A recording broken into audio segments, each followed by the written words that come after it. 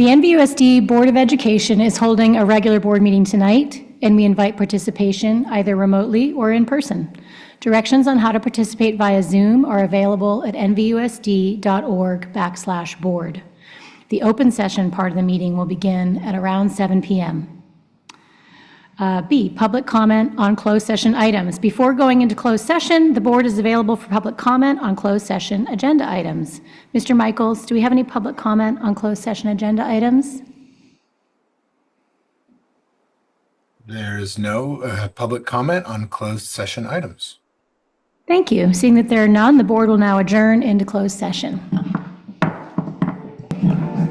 My name is Eve Reiser, and this is the Napa Valley Unified School District Board of Education. The NVUSD Board of Education is holding a regular board meeting tonight, and we invite participation either remotely or in person. Directions on how to participate via Zoom are available at nvusd.org/board. Interpretation in Spanish is available for tonight's virtual board meeting. Our interpreters are Francisco Mesa and Ashley Heil.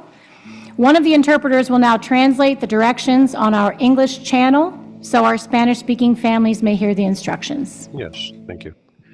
Sí, buenas tardes a todos. Para la interpretación en español por Zoom, por favor haga clic en el símbolo de un mundo terráqueo en la parte baja de su pantalla que dice Language Interpretation o interpretación de idioma. Y después haga clic en español y luego Done o listo para activar la función de la interpretación simultánea. En un dispositivo móvil, por favor busquen 3 puntitos o rayitas horizontales que dicen More o Más y bajo interpretación de idioma, elija español y después pulse en Done o listo. Gracias. Thank you. Thank you. Can we please start with an attendance roll call from Vera Morales, Executive Assistant? Yes. Student Board Member Guerresa Cifuentes. Present. Trustee Reiser. Present. Trustee Shu. Present. Trustee Hart. Present. Trustee Jankowicz. Present. Trustee Martin. Present. Trustee Water. Present.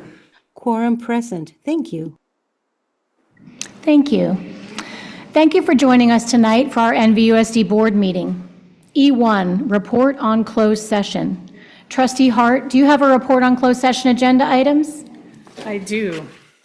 Item D2A, personnel. In closed session, the board took action to approve the following staff recommendation effective for the 2025-2026 school year. On a motion by Trustee Chu and a second by Trustee Water, the board voted unanimously to appoint Liz Seabury to the position of Director 3 of Intervention and Prevention. The votes are as follows. Trustee Reiser, aye. Trustee Chu, aye. Trustee Gonzalez-Morris, absent. Trustee Hart, aye. Trustee Jankowicz, aye. Trustee Martin, aye. Trustee Water, aye. Keep going. Yeah, I'm going to actually, well, let's go one by one. I see that Ms. Liz Seabury, Liz Seabury is here, our new Director of Prevention and Intervention. Ms. Seabury, would you like to come up and address the board? And we want to welcome you officially to the NVUSD management team.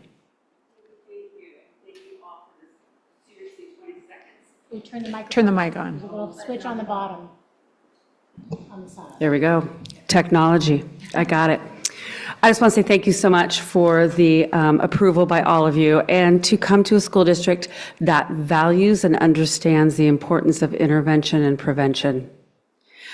This is my something in the plus 20 many years in this wonderful field, and to know that I'm working for a school district that understands how important this is for all of our kids to be awesome. So thank you very much, and I look forward to being a part of this community. Thank you. Welcome, Ms. Seabury. You're welcome. Thank you. Okay, Trustee Hart? All right, moving on. Number 2, also to take effect in the 2025-2026 school year on a motion by myself and a second by Trustee Chu, The board voted unanimously to appoint Carolyn Dean Cruz to the position of principal at Unidos Middle School. Votes are as follows. Trustee Riser, aye. Trustee Chu, aye. Trustee Gonzalez Mares, absent. Trustee Hart, aye. Trustee Jankowicz, aye. Trustee Martin, aye. Trustee Water, aye. Thank you, Trustee Hart. I know that Carolee, Ms. Dean Cruz, is online with us, and we'd also like to welcome her to the NVUSD leadership team. So I'd like to give you the opportunity to also address the board. If we can move her over to panelists, please. Good evening. Thank you so much for the opportunity. I am honored to be joining Unidos Middle School as their new principal. As a proud bilingual educator and product of bilingual education, I believe deeply in the power of community and inclusive education. I am so excited to be serving this wonderful community, and we are ready to get to Napa very soon with my family. Muchísimas gracias a la comunidad y estoy lista para servirles. Bienvenida y felicidades. All right. All right.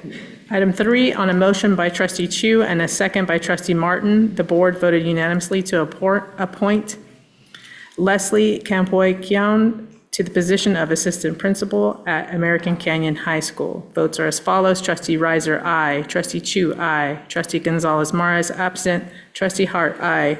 Trustee Jankowicz, aye. Trustee Martin, aye. Trustee Water, aye. Thank you, Trustee Hart. I know we have Ms. Campoy. She's here in the audience, and we're so excited. We know she's already serving as in the interim position here on our leadership team, but we're so excited to see her transition into a permanent member of the NVUSD leadership team. So congratulations, Ms. Campoy. I'd like to thank the board and the executive cabinet for the opportunity to help lead American Canyon High School as an assistant principal. Your confidence in me is not lost as I take my role, especially at this campus, so seriously. I would also like to thank the entire staff and specifically the administrative team of ACHS, as led by Principal Hatton, who have helped me grow in my capacity to lead and work with students on a broader level. I've been a Wolf since 2014, and I consider myself incredibly fortunate to continue to be one as I go fully into this new role. So thank you so much for the opportunity. Thank you so much, and congratulations. Trustee Hart? Number 4, on a motion by Trustee Chu and a second by Trustee Martin, the board voted unanimously to appoint, can't say that word tonight, Lauren Leahy to the position of Assistant Principal at American Canyon High School. Votes are as follows. Trustee Riser, aye. Trustee Chu, aye. Trustee Gonzalez Mares, absent. Trustee Hart, aye. Trustee Jankowicz, aye. Trustee Martin, aye. Trustee Water, aye.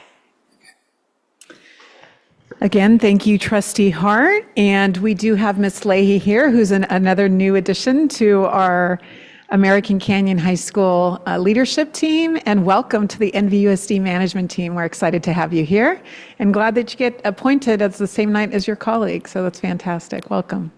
Yeah, thank you all. I'm really excited to be a part of this district. I just want to say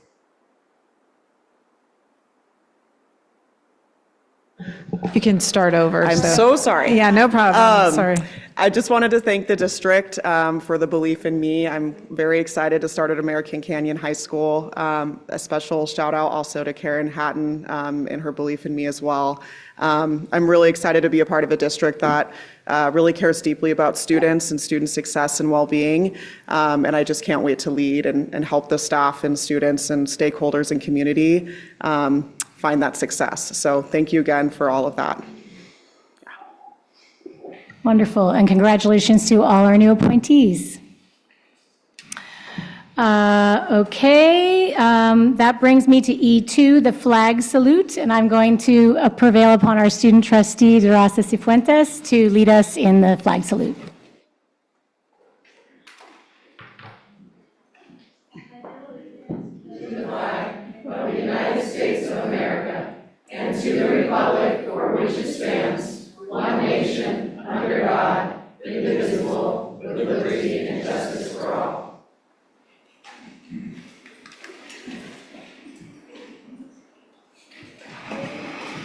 Okay, E3 announcement. This meeting is live streamed and recorded via Zoom and will be archived on the district YouTube channel. For a detailed review of any meeting agenda item, The archived video can be referenced on the district's webpage at nvusd.org. The process for public comment can also be found on the district's webpage. E4, approval of agenda. Before we move to approve the agenda, we have some adjustments to make. I would like to make a motion that we move item J4B to before consent agenda I, and that we pull items K3A and K3B. Could I please have someone make a motion with those amended changes? Second. With a first by trustee Water, a second from trustee Hart. All in favor? Aye. Opposed? Abstain? Thank you. Motion passes. E5, approval of minutes. April 8th, 2025. Move to approve. Second. We have a first from trustee Hart, a second from trustee Chu. Oh, I'm supposed to ask for public comment. I'm sorry. No. On the minutes? We're just approving the minutes? Okay. Student board member DeRosa Cifuentes? Aye. All in favor? Aye. Oppose? Abstain? Motion passes. April 10th, 2025. We have two abstentions here, trustee Chu and trustee Martin, just Move making to note there. approve. We have a motion from trustee Hart. Can I get a second? Second. Except you can't second because you are, you have to recuse. Oh, abstain. Because you weren't there at that meeting. Okay. So we have a first from trustee Hart, a second from trustee Jankowicz. All in favor? Aye. Abstain? I abstain. And oppose? Okay, motion passes. Sorry if I made that confusing. April 24th, 2025, minutes. Move to approve. I'll second. We have first from trustee Hart, a second from trustee Chu. All in favor? Aye. Oppose? Abstain? Motion passes. E6, recognition of visitors and employee organizations. Dr. Massetti, do we have any visitors in attendance? Not this evening, President Reiser. Thank you very much. That brings me to F, recognition of the students of the month. New Technology High School. Will Principal Dev please present the students of the month?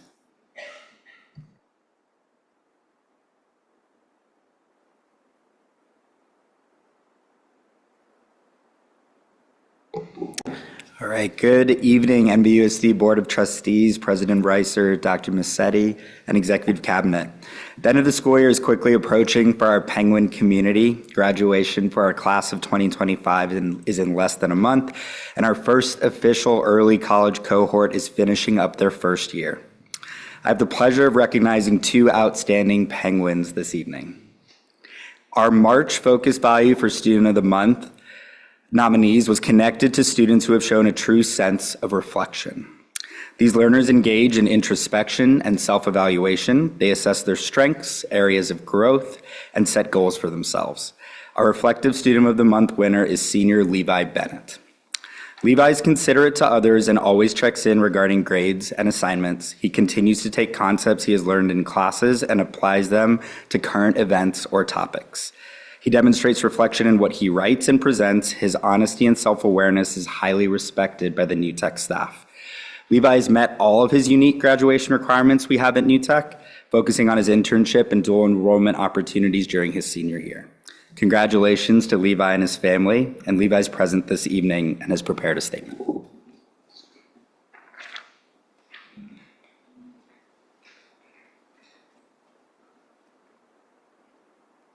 Talking to this? Hello, I'm Levi Bennett, senior at New Technology High School, and I received the Student of the Month for March. To be frank, I don't really know how. It just sort of happened. Nonetheless, I am grateful to have received this honor, and I am also grateful to all of you for taking time to acknowledge it. And as Mr. Dev said, I'm a senior. I'm coming to the end of my high school career at New Tech and was advised that I add a bit more to the speech by talking about some of the sort of things. First off, some things that I've enjoyed about New Tech itself. With New Tech being project-based learning, it has really helped me as a kinesthetic learner learn things. The whole project-based learning and how the school runs, it fits my brain and it fits me. The internship opportunities, as Mr. Deb mentioned, I did mine this previous summer. I actually interned with the school district itself, working in the maintenance department, and it was fascinating to see how schools operated during the summer, sort of getting to take a peek behind the proverbial curtain. The college classes with the dual enrollment program. I have been provided many one-of-a-kind experiences through the dual enrollment program, some that I did sign up for and some that sort of happened out of happenstance, namely from two professors, Mr. Wade, who runs the welding program, and Mr. Moralia, who runs the LGBT studies program. Both fantastic teachers, and I've learned so much. And lastly, I was advised that I should talk a bit about what I plan to do after high school, as that is fastly approaching. For my future plans, I hope to find a job after high school, hopefully one that allows me to work with my hands and be active, as sitting behind a desk for hours a day staring at a computer sounds boring. I do acknowledge the fact that I could probably get better opportunities or better paying jobs if I seek higher education, but for me, that's not what I see myself doing. Once again, thank you all for your time and for this award. Sit down now.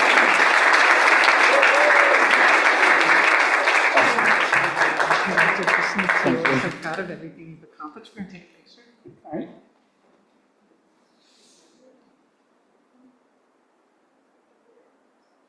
Okay. 3.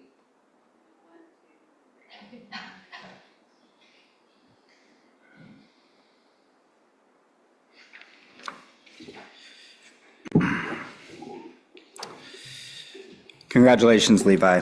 Our April focus value at New Tech High School was resiliency. Resilient students are those that recover from and effectively move forward from setbacks, whether those setbacks are academic or personal. Our winner for our resilient student is sophomore Amy Pepper. Amy is a focused and highly attentive student concerned with her performance and learning. Amy regularly advocates for herself, especially after coming back from a sports injury recently, as Amy also plays soccer at Napa High School. Amy did not want to let down anyone in her group projects and still made that a priority while recovering. Amy is the president of a club on campus and consistently advocates for her peers. Congratulations to Amy. She's here and would also like to share a statement.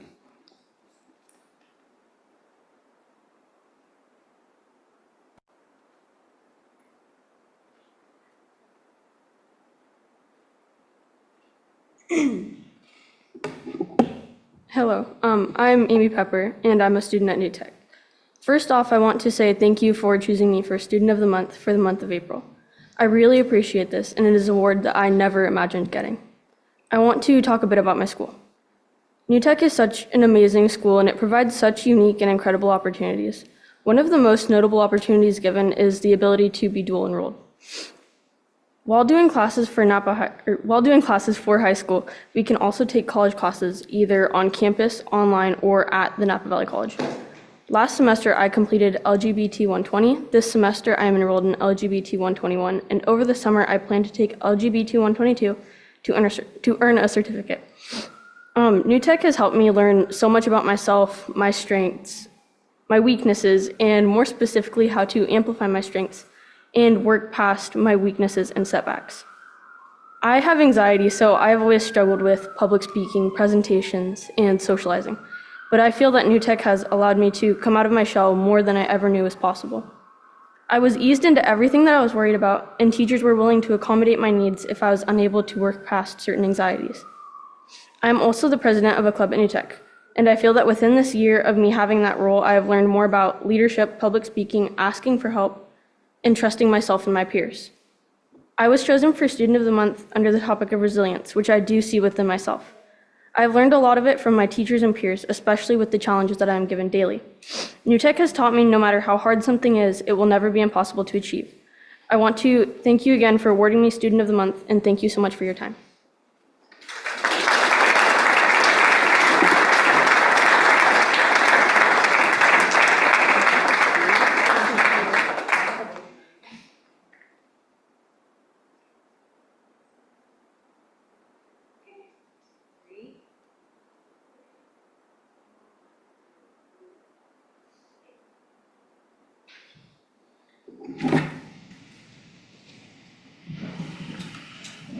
Thank you, Principal Deb. I'll now invite Principal Hutchinson from Vintage High School to present the Students of the Month.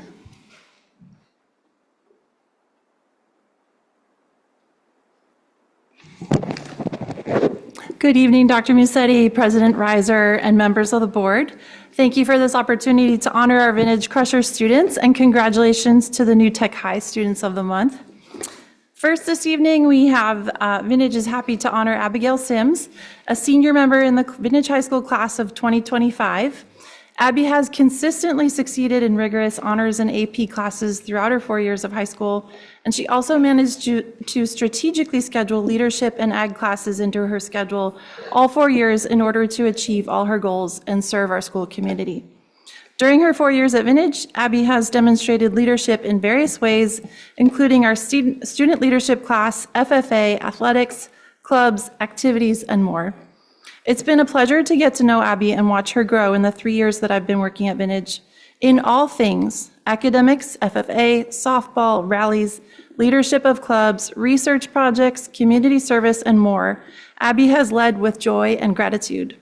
It's been clear that she's enjoyed so much of what she's been involved in. If she was stressed, it was hard to tell because she managed everything so well and really seemed to enjoy the moments, all the moments, the processes, and all that came with it. Abby's hard work has paid off. I'm proud to share that she's going to her top choice next year, Cal Poly San Luis Obispo, where she will major in bioresource and agricultural engineering, and she plans to focus on agricultural engineering and work in developing new farm technology after she graduates. We look forward to Abby's continued success after graduation. Congratulations, Abby.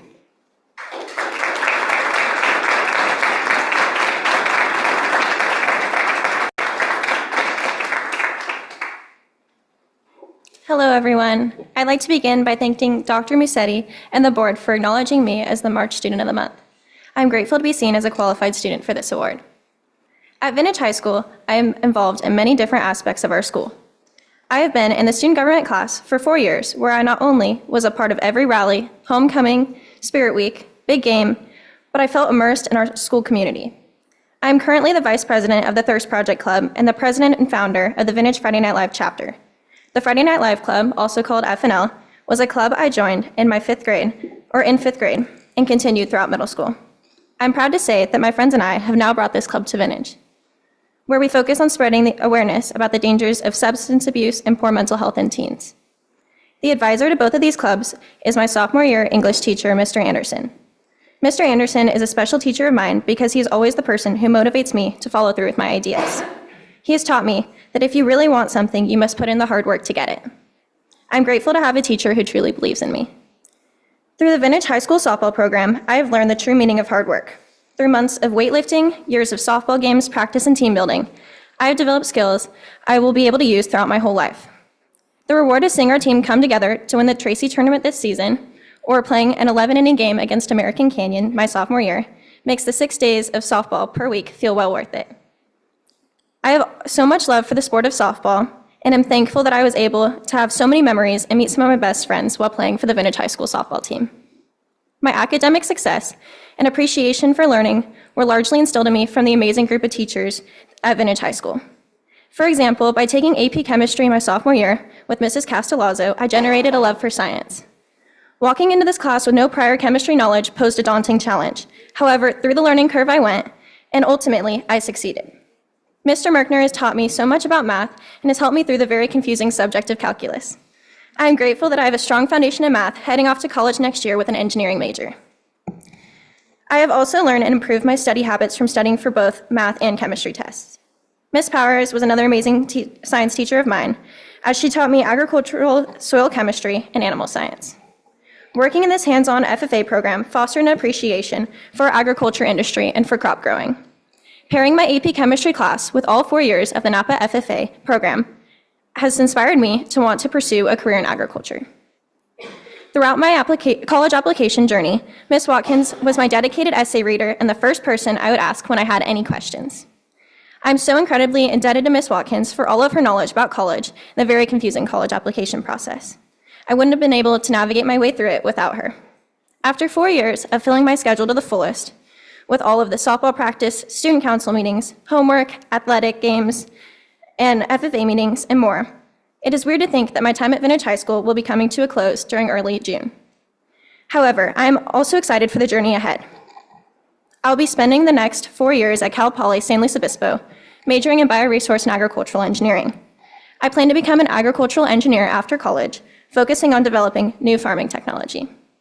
I'm thankful to Vintage for teaching me how to work hard and how to be responsible, and inspiring me to pursue a major in agriculture. I would also like to thank my parents for all of their unwavering support in every aspect of my busy life. My dad has ingrained in me the belief that you make your own luck. This is applied to every part of my life, from studying before tests to practicing softball. My mom has always taught me that the good you put into the world will circle back to you. This was an inspiration for me to join the clubs that I'm in and for the community service I've been a part of. Both of these beliefs from my parents have shaped who I am today and my values. I'm grateful for the circle of people I've been immersed in at Vintage High School and for all the happy memories I get to walk away with. Thank you.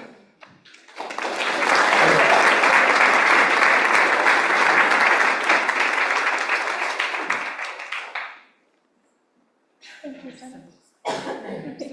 Thank you.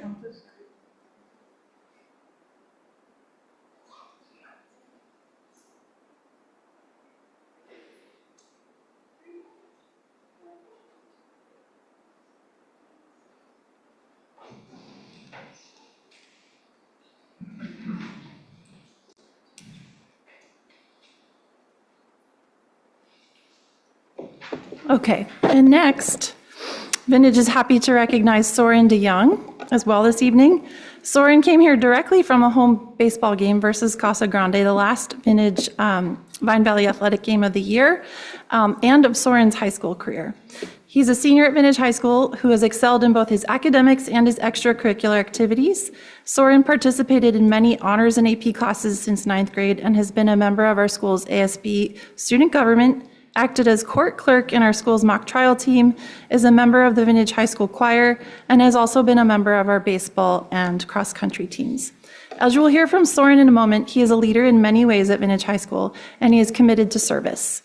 This is seen in his work at Vintage High School and also in his work in efforts outside of school, including Boy Scouts, where he earned the rank of Eagle Scout. When I first met Soren 3 years ago, it was clear he was committed to making Vintage High School the best it can be, and that he cared deeply to make sure everyone's experience at Vintage is the best it could be for them. A few years ago, when Soren was a sophomore, I was getting ready for our spring sports celebration award ceremony, and I was solo that night, or the solo adult or admin leading that event due to some staff absences, but I was pleasantly surprised to see Soren show up early at the office to meet me, help me find the audio system, get it out to the quad, and be my co-pilot that evening to help me MC the event. I'm not the least bit surprised that Soren is going to the Air Force Academy next year. Congratulations, Soren, on your hard work to achieve this goal and be awarded this prestigious honor. I'm so happy you will have the opportunity to continue to use and develop your leadership skills, serve in another capacity, including flying, and now really serving as a pilot.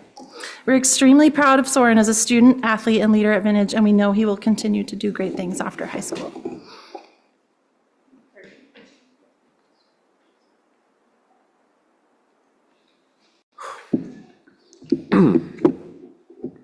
Excuse me. Good evening to everyone. My name is Soren DeYoung, and I am a senior at Vintage High School. As Mrs. Hutchinson said, my experience with the various classes and extracurricular activities at Vintage were formative for me and helped me to develop collaboration, dedication, and overall just having fun. In addition to my involvement within our school's intramural programs and academics, I'm honored to have been awarded the rank of Eagle Scout within the Boy Scouts of America, where I've been able to grow my abilities in leadership, craftsmanship, problem solving, personal management, and many other important skills that will help me succeed in my daily life. Although I'll be sad to depart Vintage after graduation, I am proud to say that I'll be continuing my education at the United States Air Force Academy in Colorado Springs, Colorado. At USAFA, I will be studying either aeronautical, aerospace, or astronautical engineering. While at the Academy, I plan to further develop my skills in understanding of leadership, military strategies, critical thinking, and my physical fitness. But most importantly, I'll continue to expand my skills in the realm of aviation, a hobby I've loved since my first flight in an airplane. After my time in the Academy, I will commission as a second lieutenant in the United States Air Force, where I plan to serve as a pilot. I would like to thank Dr. Musetti and the rest of the NVUSD board for honoring me with this award. I would also like to thank my teachers, Mr. Merkner, Mrs. Costellazzo, and although they won't be present tonight, Mrs. Breckheisen and Mr. Teeters. Their continued work has helped me become the best student I can be. The teachers and staff at Vintage offer a welcoming environment where you can improve yourself both in character and knowledge. I can recall many times where smiles were shown all around the classroom over the exciting and intriguing conversations, topics, and experiments that we did in class together. I look fondly back upon the many other activities that I took part in Vintage, and I would like to make it known how much I appreciate the amazing learning environment that the staff, teachers, and students at Vintage have created. In choir, for example, I partook in many performances, long days after going from elementary school to elementary school, rest home to rest home. But even though it was tedious, it was rewarding, and a large part thanks to Mr. Teeters and the rest of my peers. Even through difficult moments, I've continued to develop the skills and perseverance in time management. Classes such as AP Calculus and AP Chemistry challenged me with the rigor and complex topics, so much so that I would like to share a lesson that I learned and experienced this past February. A quote I heard from an Air Force officer at the Academy was, "The most important thing you'll learn to do is how to fail properly." By challenging myself and my teachers holding me accountable for my work, I understand how time management and how making sacrifices is extremely important to the success of an individual, including myself. There were many times this year where I struggled with managing my academics, my Eagle Scout project, participating in the mock trial team, baseball, choir, and my Air Force Academy application, and additional minor things. Yes, to say the least, sacrifices were made during that time. However, I thank God, my teachers, my parents, and everyone around me for continued support I was given during that time. Without the people here in this room, I would not be standing here today with the accolades I present to you. Ultimately, Vintage High School has challenged me to persevere and to go beyond what I was called to do or ever thought capable of doing, while still having fun and being able to socialize with the many extraordinary individuals around me, such as Abby Sims, who are accomplishing just as much as I am. Once again, I'd like to thank you for this honor. You're a part of the reason I continue to work as hard as I do every day. Thank you.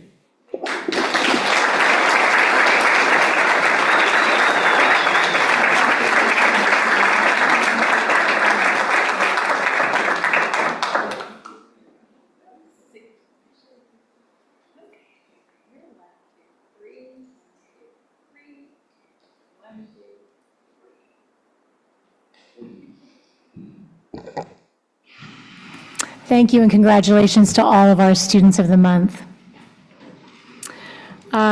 We are now moving on to G, public comments on non-agenda items. We do have some comments in the boardroom. So I will invite to the mic first Raquel Gatto.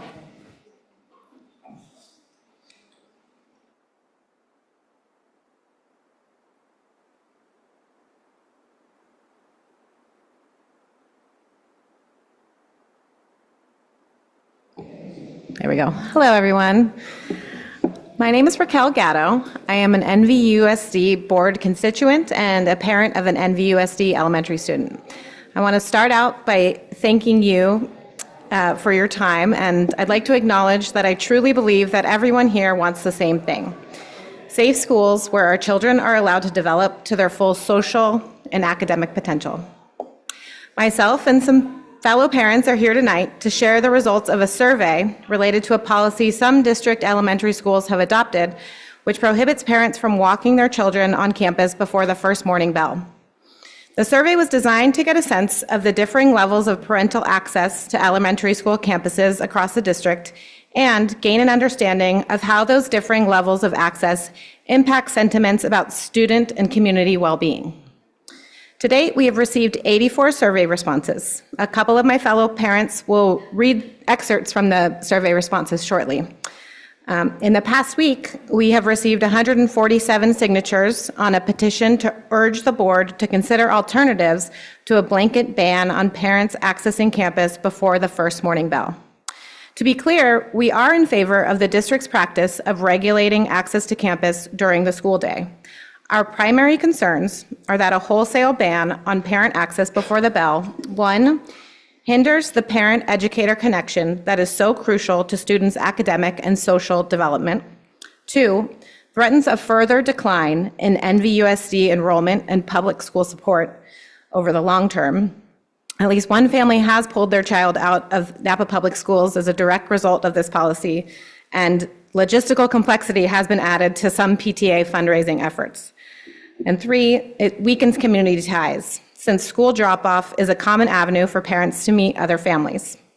We are committed to partnering with the district in a productive exploration of alternatives, which could include requiring parents to sign a code of conduct or asking parents who want to walk their children on campus before the bell to be fingerprinted and issuing badges. In addition to these considerations, we're asking the board to direct staff to release a written version of the closed campus policy.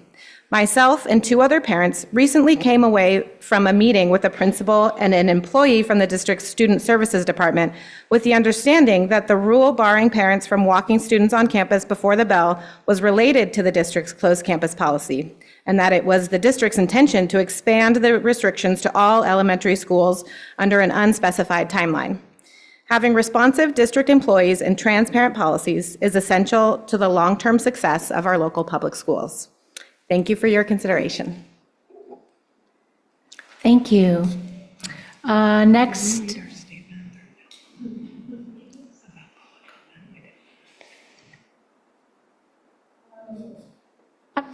Before I call the next commenter to the mic, we have added something to our script, and it's new to us, and I forgot to read it, so I'm going to read it now. First, I forgot to ask Trustee Hart, did we receive any public comment on non-agenda items via email? No public comments on non-agenda items were submitted via email at publiccomment@nvusd.org before 8 a.m. this morning.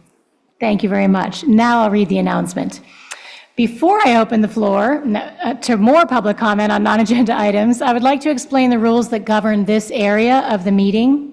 The Brown Act open meeting laws under which we're required to operate prohibit board members from discussing items that you may bring up that are not on our current agenda.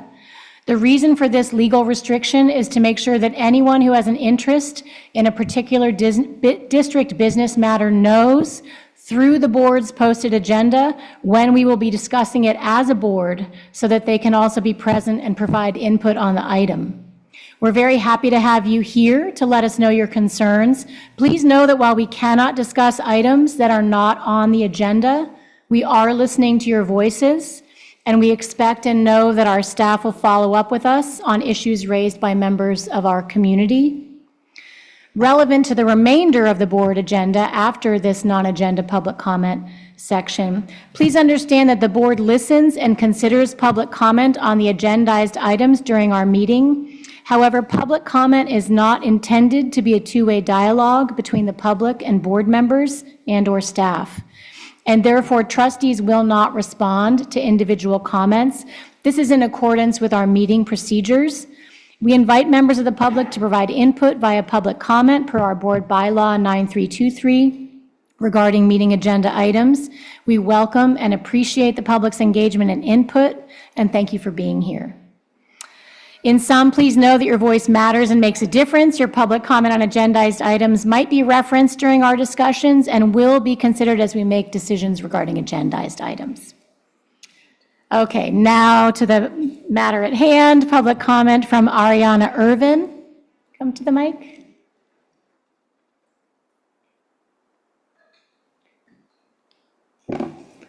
Good evening, everyone. My name is Ariana. I have a kindergartner currently at NBLA. I'm going to be reading some excerpts from the survey response that my colleague just mentioned to you all.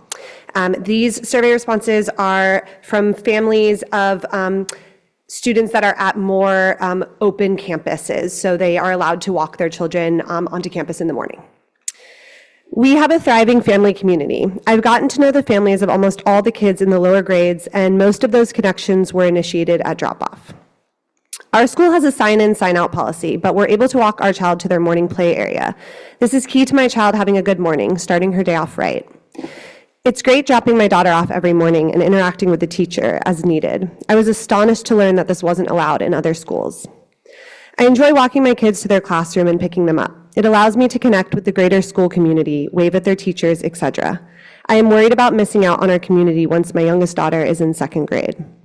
I think closing campuses to parents creates a greater gap between the school and the family and leaves the parents out of the process. That is not beneficial for the child or family. I do understand some of the reasons for preventing families from coming on campus in this day and age, but I think the learning that occurs when parents are involved is very beneficial in the long run. And if it requires the parents to be fingerprinted, then that should be arranged. Parental involvement on campus, engaging with teachers, staff, other students, and parents is crucial to school success. My child would not attend public school if I was not allowed to interact in this way. I would consider taking my kids out of NVUSD if there was a no parents on campus rule at my school. My child loves being walked to his class. It ensures his sense of emotional and physical safety handing off to the teacher and gives us an opportunity to see his teacher and give a brief hello to the person with our child all day. I think parents should be able to walk in to pick up and drop off. It's important for establishing a relationship with their teacher as a parent and that the child sees those interactions modeled. Our school has an amazing community, and being able to walk on campus for drop-off and pickup are big contributors to that. While I am for more secure measures, I think more staff or an ID system would be better than restricting parent access. We need to unequivocally be allowed to drop off and pick up our children from school. It is the only time I get to see my child interact with other children, meet other parents, wave and see friends, and check in with staff and teachers. I need to see how my child interacts with others and watch how others treat my child. The bonding I experience walking my child to her door is like nothing else short of bedtime. Please make permanent the access to dropping off our children at every elementary school in NVUSD. Thank you. Thank you. Next commenter, Marxa Aquila.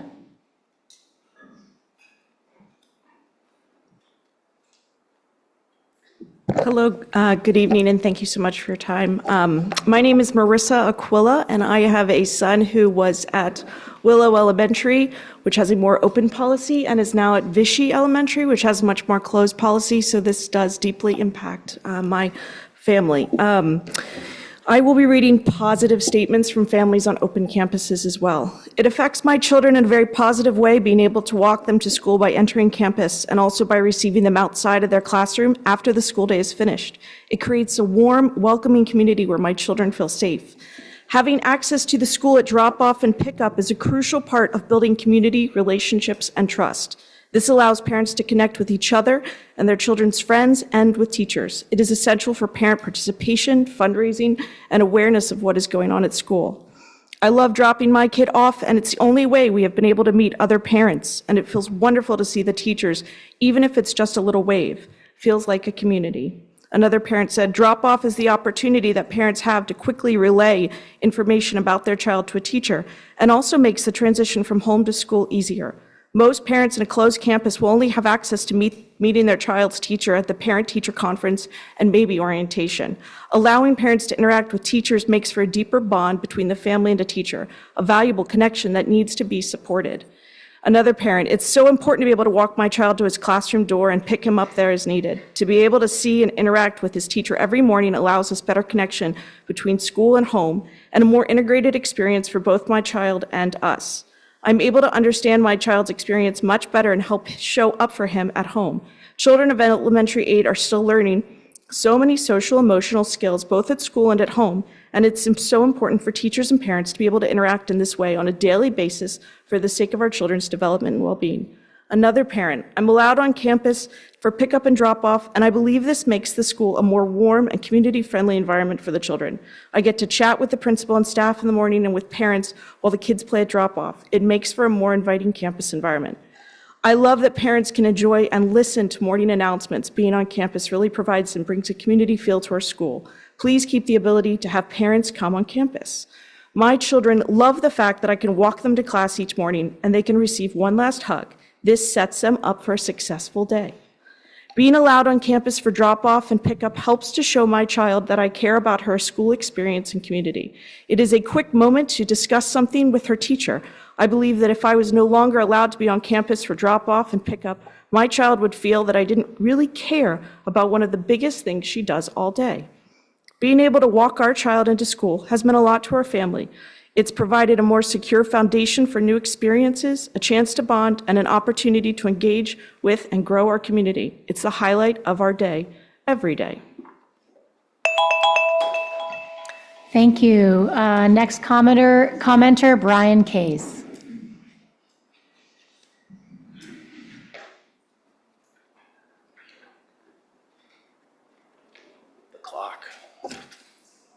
Good evening. My name is Brian Kays. I am the parent of a 5-year-old who will be going to NVLA in the fall, which we're very excited about. We went to orientation this morning. It was wonderful to see parents, to see kids, to really understand more about the community.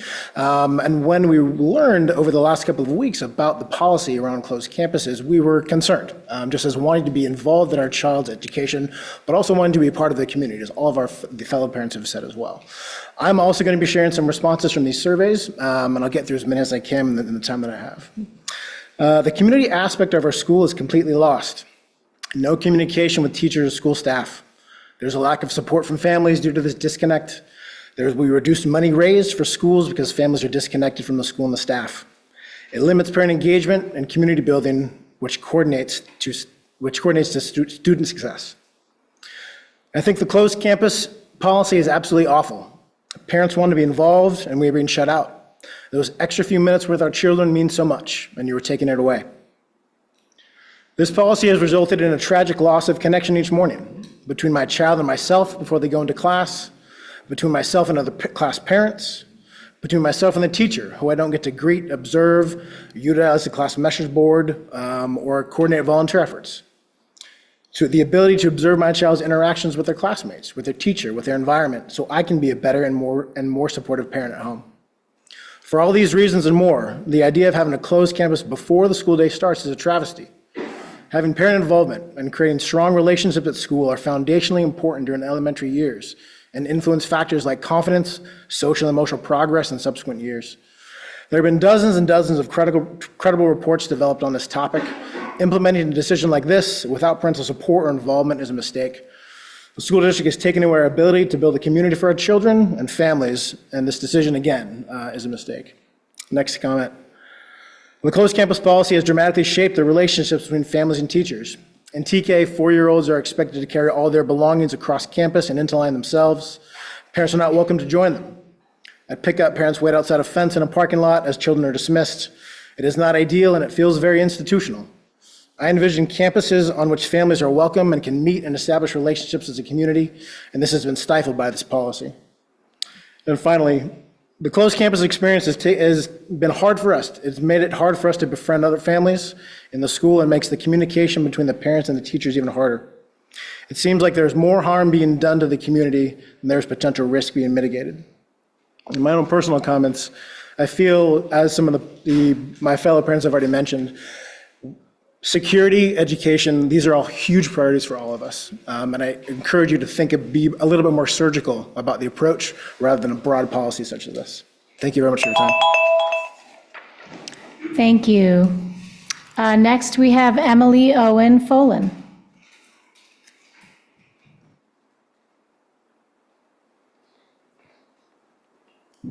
Thank you. It's on. Hi, my name is Emily Owen Folan. I'm a parent of a first grader at NVLA and a incoming TKer. But I'm also a developmental psychologist. I trained in neuropsychology at UC Davis, and I wanted to highlight a couple of evidence-based points related to the comments just read.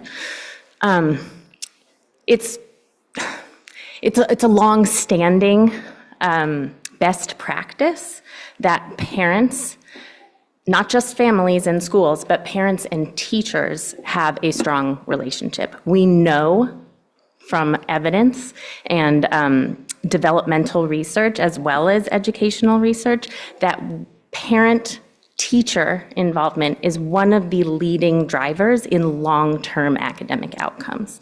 So I have a concern for all the students in this district for that reason. I'm also particularly concerned about the youngest students and actually for their parents. TK, K, first, second, is when parents learn how to parent a student. It's when parents learn how to interact with their school district and their teachers, and how to both advocate for their own child and how to be an ally to the teachers in their school. Separating at that point developmentally, I think, is very detrimental to long-term community building and to child outcomes. So I wanted to share that perspective. Thanks. Thank you for your comment. We have one more commenter in the boardroom. Oh, no, we have more than one, I think. Mikey Kelly. Oh, that is the last one.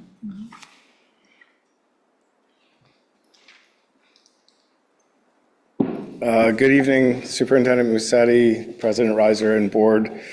Although I'm in agreement with the previous commenters as a parent of a TK student at NVLA, my comment today is about there was a proposal from Boys and Girls Club about changing from Tier 2 to Tier 1, getting more money for aftercare, and also eliminating the wait list. My child is going into kindergarten. There's roughly 100 students at NVLA, of which there's 40 spots for aftercare.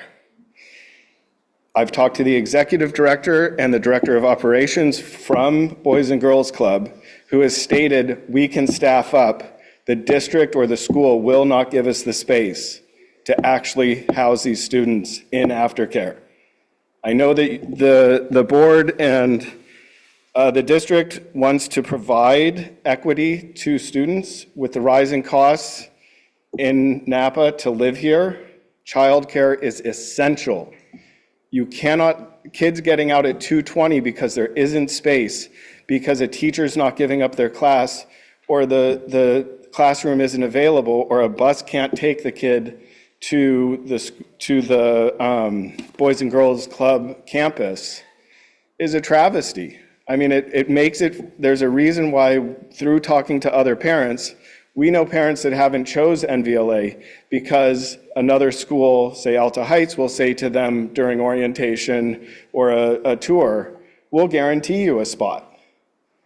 But according to, Willow, Canyon Oaks, NVLA, and West Park all have wait lists. Currently, there's about a 10% wait list on out of the full Boys and Girls Club campus. But I mean, you're talking about a 60% loss of space in just kindergarten next year at NVLA, unless space is made available. So I'm asking for your help to try to look into this. Why is space not available? We've heard from the district that Boys and Girls Club can't staff up, and vice versa, that space isn't available. Someone's not telling the truth in that. So with space being made available, with accepting Tier 1, supposedly Boys and Girls Club can offer a space for every student that needs aftercare. So thank you for your time. I hope you look into it. Great. I'm going to ask Dr. Reddy if the parents that spoke tonight around the closed campus, if you could, unless you're going to stay for the whole meeting or whatnot, but if you're planning on departing, if you could give Dr. Reddy your contact information, I would really appreciate that. And then also, I know we have your contact information, Mr. Kelly, but that's a good thing. I didn't even say my name. We know who you are. Just Dr. Reddy will follow up with you around and or someone from her staff around the after-school care. So thank you so much for attending this evening. And now I'm just going to check and ask Mr. Michaels if there's any public comment online for non-agenda items. There is no, we do actually have one public comment, so I will call on her. It would be Catherine Van Treese. Go ahead, please.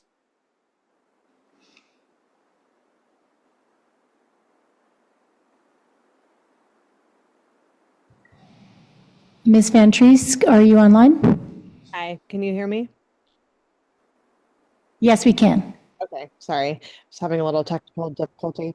I just had a really quick comment about Willow Elementary. I emailed the facilities, head of facilities, like over probably about a month ago, and then I followed up, but I haven't heard back. I just wanted to bring up an issue regarding shade on campus. Since the campus was redone, there were a couple of trees that were planted outside near the playground, and those trees, I think 2 of the 4 trees have fallen over. So there's really a lack of trees, and there's no shade. There's basically no shade out there. The kindergartners have a big tree, and the TKers in their area, but first grade up, there's kind of nowhere for them to be. So when the weather starts getting warm, I mean, they're just out on the blacktop, and it's just very, very warm, direct sun. There's not, I mean, even if they wanted to get in the shade, they'd have to kind of like crowd under the overhangs of the building, and there's just not nearly enough room for anybody there. So I just wanted to follow up and see if we could maybe get more of a response from facilities regarding putting up some sort of sunshade or something like that, just as we're getting into the warmer weather. So that was it. Thank you so much for listening. Great. Thank you, Ms. Van Treese. I will ensure that a member of the facilities team follows up with Principal Dunn regarding your concern. Thank you so much. Great. Thank you. Any other public comment, Mr. Michaels? We have no further public comment. Thank you. And before moving on in the agenda, Mr. Michaels, I'm going to thank you and your team for the very lovely Board of Trustees appreciation poster that you put in our closed session room. We all really appreciated it. Thank you. Okay, that brings us to H reports. For starting out with Board of Education and Student Board Representative. Student Board Member Teresa Cifuentes, would you like to start us off? Yes, good evening, Board. Thank you so much for having me. So with May coming, we had AP testing. We're going to have that for 2 weeks. I had AP Lit yesterday, and it felt really good to have all my semesters of hard work come to fruition. And we have more next week, so I'm ready for that. And this week at Vintage, it was Plaza Vintage. It's a celebration of our culture and diversity here at Vintage. We had spirit days, and we also had activities during lunch and milk break to foster diversity in community. We had Zumba with teachers today. That was really fun.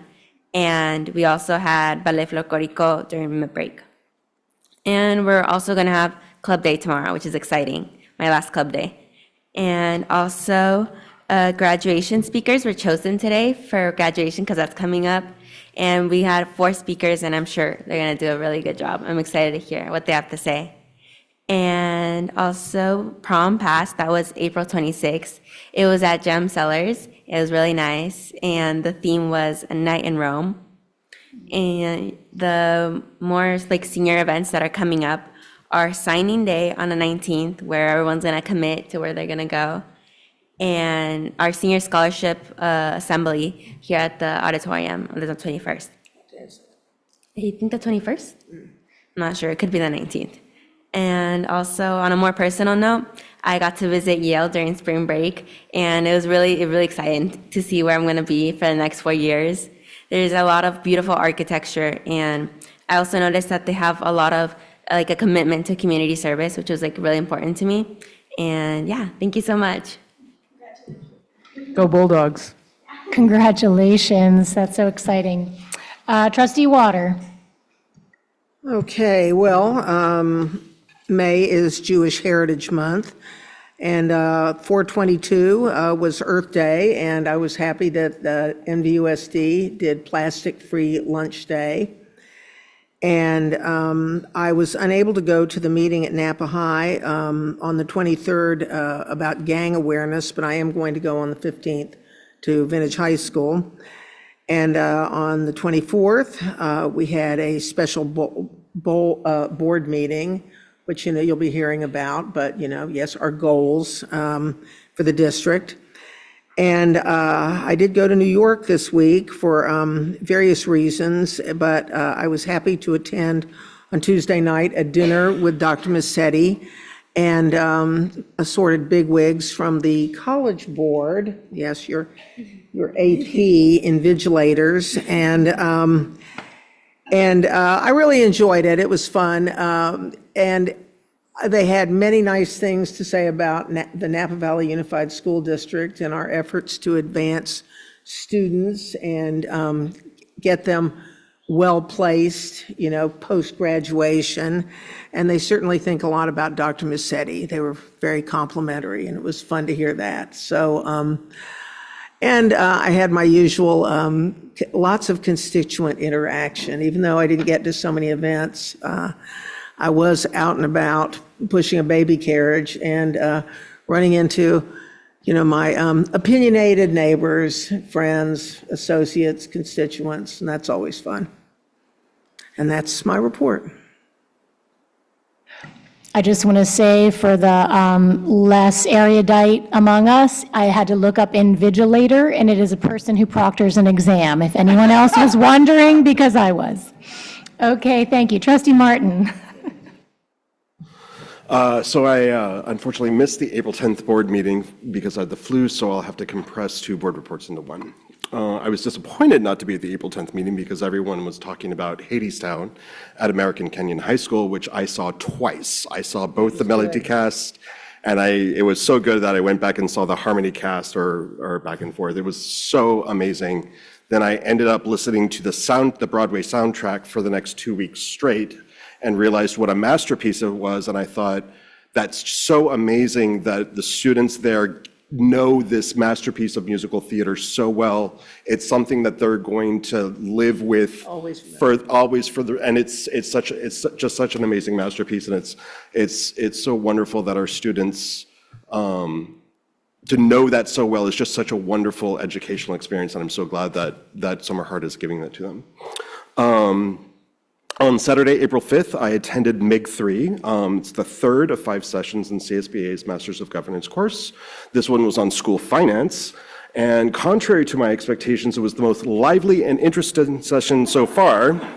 It was really interesting until I got to the Saturday, May 3rd session, MIG 4, which was on collective bargaining.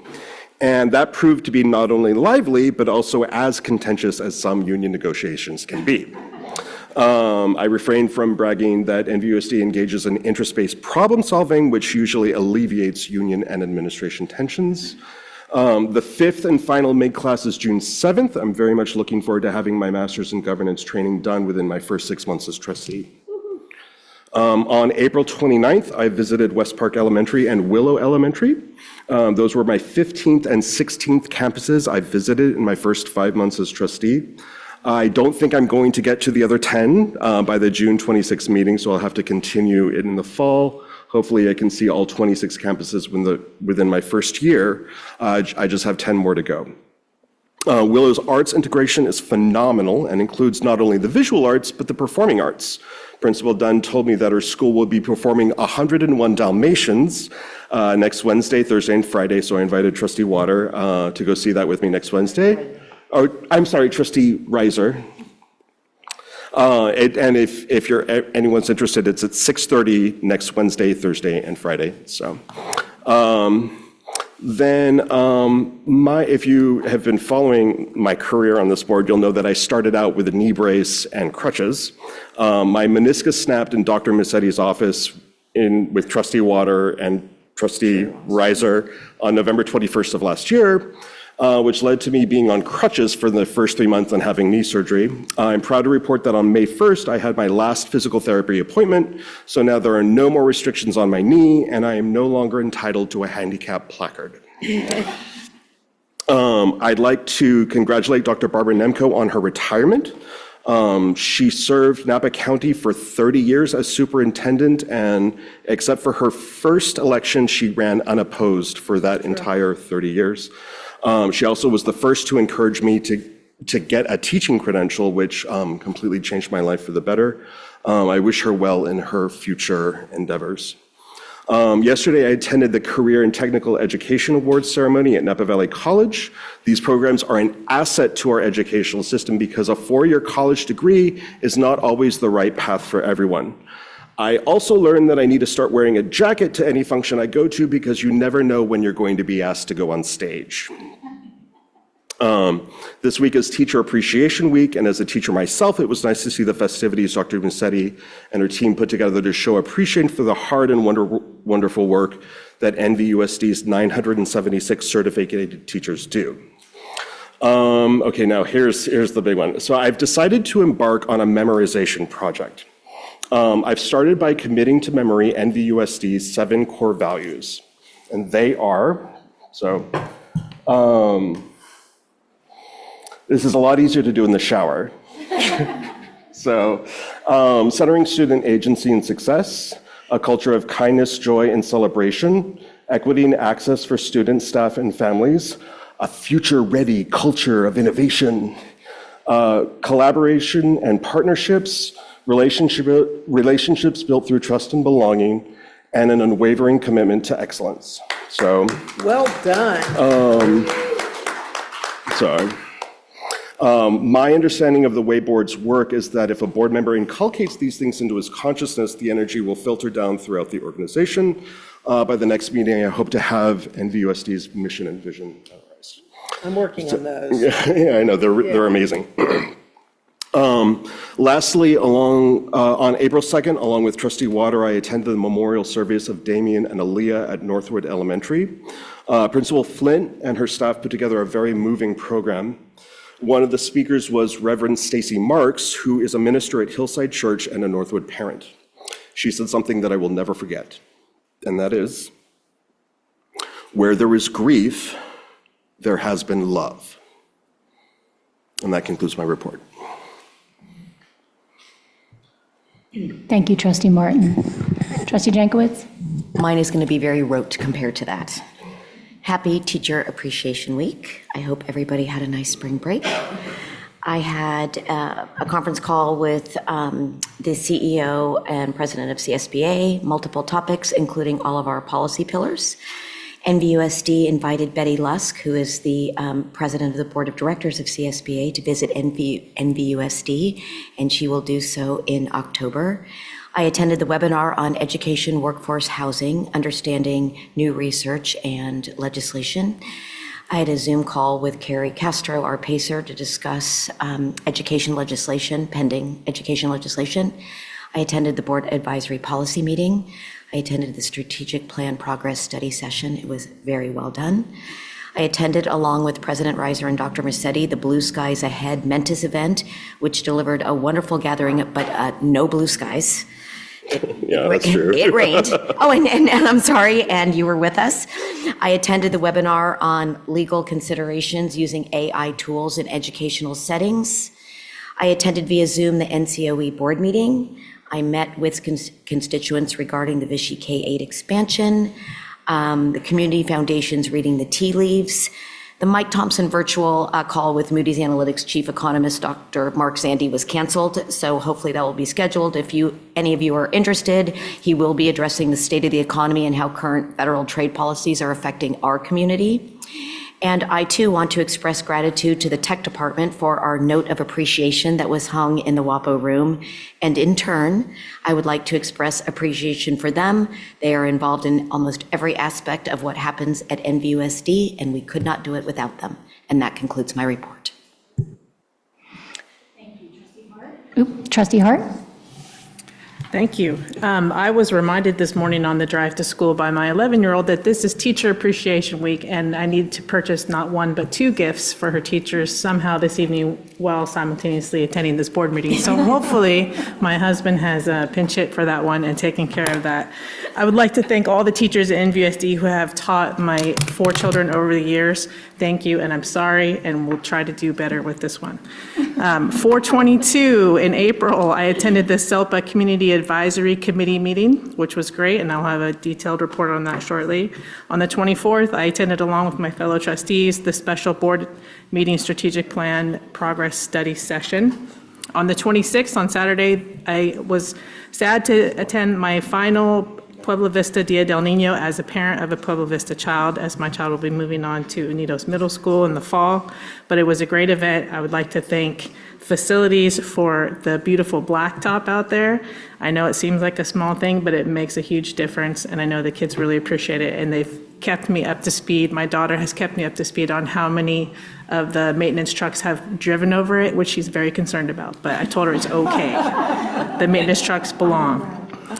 And lastly, on the 29th, I attended the City of Napa joint meeting with our friends from the city, and we'll have a report on that as well shortly. That concludes my report.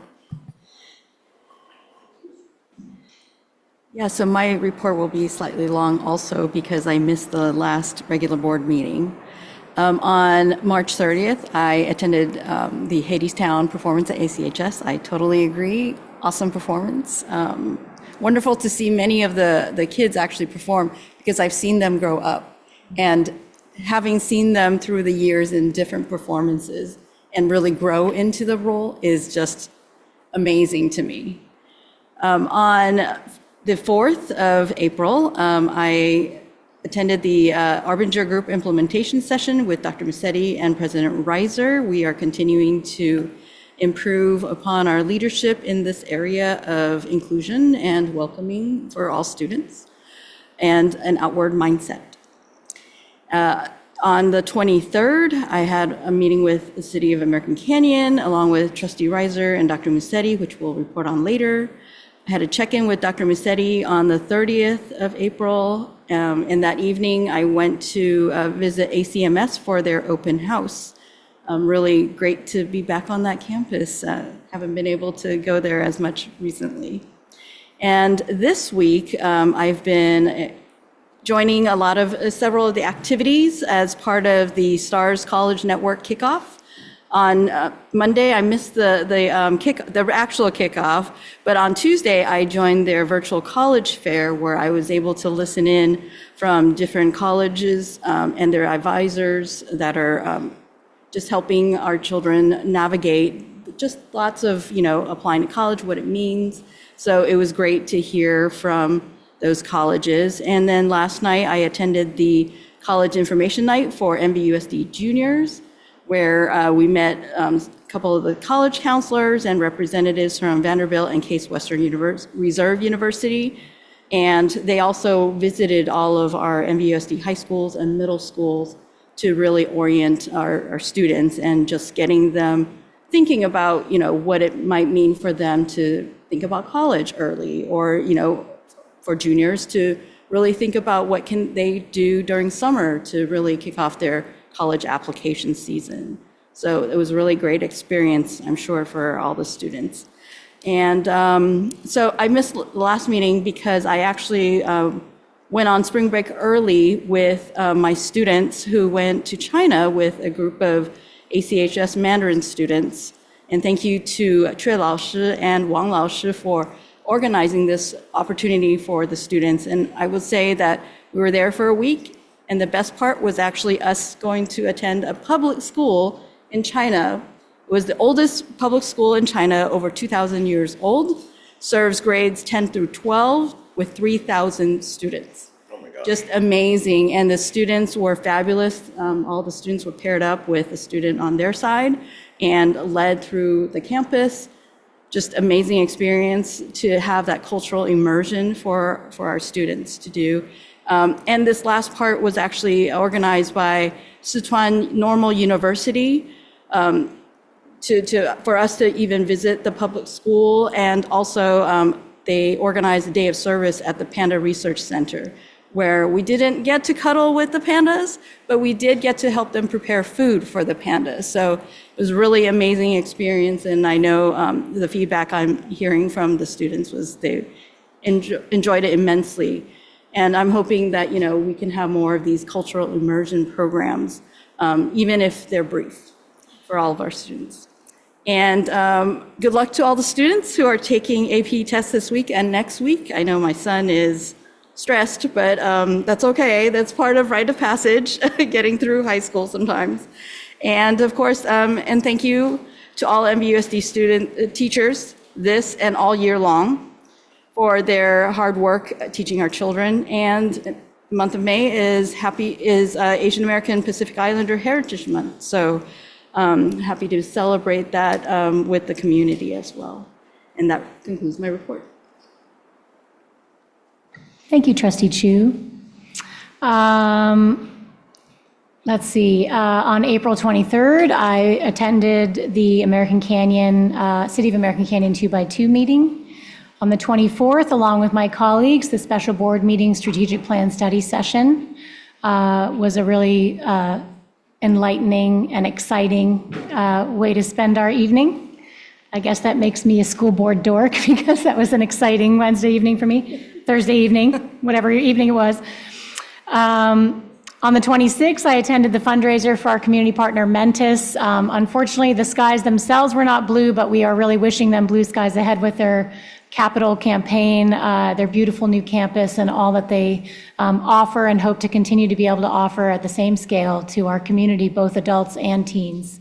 They're really an invaluable partner for us in this community. On April 30th, I had a one-on-one governance meeting with Dr. Massetti, a biannual meetup. And on the 5th, the board president meeting with Dr. Massetti.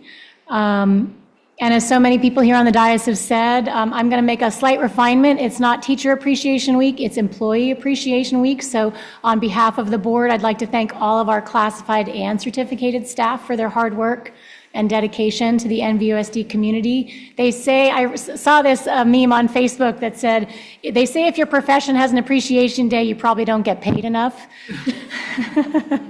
So we all know that's true, but we're doing the best we can within the constraints of public education budgeting in California. But just to say, you know, we have two former and one current teacher out of 7 trustees on our school board. So I hope that that gives the teachers and classified staff of our district some confidence that this board understands and appreciates you and how hard the work is and everything that you do to engage and support and cheerlead and inspire and care for the students at your schools of all ages, the kiddos that are our village here in NVUSD. There is no more important work in the whole world. It is not for the faint of heart. We're grateful for you. Thank you so much, and this concludes my report. Now that brings us to the board representative reports. H2A, Special Education Community Advisory Committee. Trustee Hart. Thank you. Yes, we did meet a few weeks back, as I mentioned earlier. And I want to take a little bit of time to talk about what we reviewed during that meeting because I found it very interesting. And I think it would be helpful for those of you that have children with special needs and those of you that don't to maybe understand the process a little bit. We talked about our year in review as we're ending the end of the school year already and planning for 2025-26 school year. We talked at length about ADR, which is Alternative Dispute Resolution, which is defined as a continuum of services that supports families and school teams in effectively communicating and resolving disagreements regarding a student's individualized education program. So that comes in a few different formats, which we discussed, starting with a phone consultation, which is one option for families, and that's available to support families and school teams through discussion of the IEP process, possible considerations of IDEA and education code, and support for best practices. The next step from that is actual IEP meeting attendance, in which the SELPA staff attends as a neutral third party to speak to the process. IDEA and Ed Code, again, share possible strategies to support the student. There's also a facilitated IEP meeting option in which a trained SELPA staff member facilitates the structure of the IEP meeting with input from both family and school teams to promote shared decision-making, a student-centered focus, and a results-oriented outcome. And finally, there's a proactive resolution session in which a trained SELPA staff member facilitates families and school teams in the discussion and creation of a mutually agreeable solution to resolve disputes in regards to students' IEP. As a parent of a child that has special needs and did have an IEP from the time he was about 7 years old, these are very valuable resources that are available to parents that a lot of parents I feel do not know of or know how to take advantage of. So it's something that I think is good for us to talk about and understand that they're there to help. We all have the best interests of our children in mind and at heart, and sometimes it's hard to get to that point. So it's just something to keep in mind that those are available and take advantage of them. That concludes that portion. Thank you so much for highlighting that set of resources. Okay, now we are to, whoops, I flipped my agenda.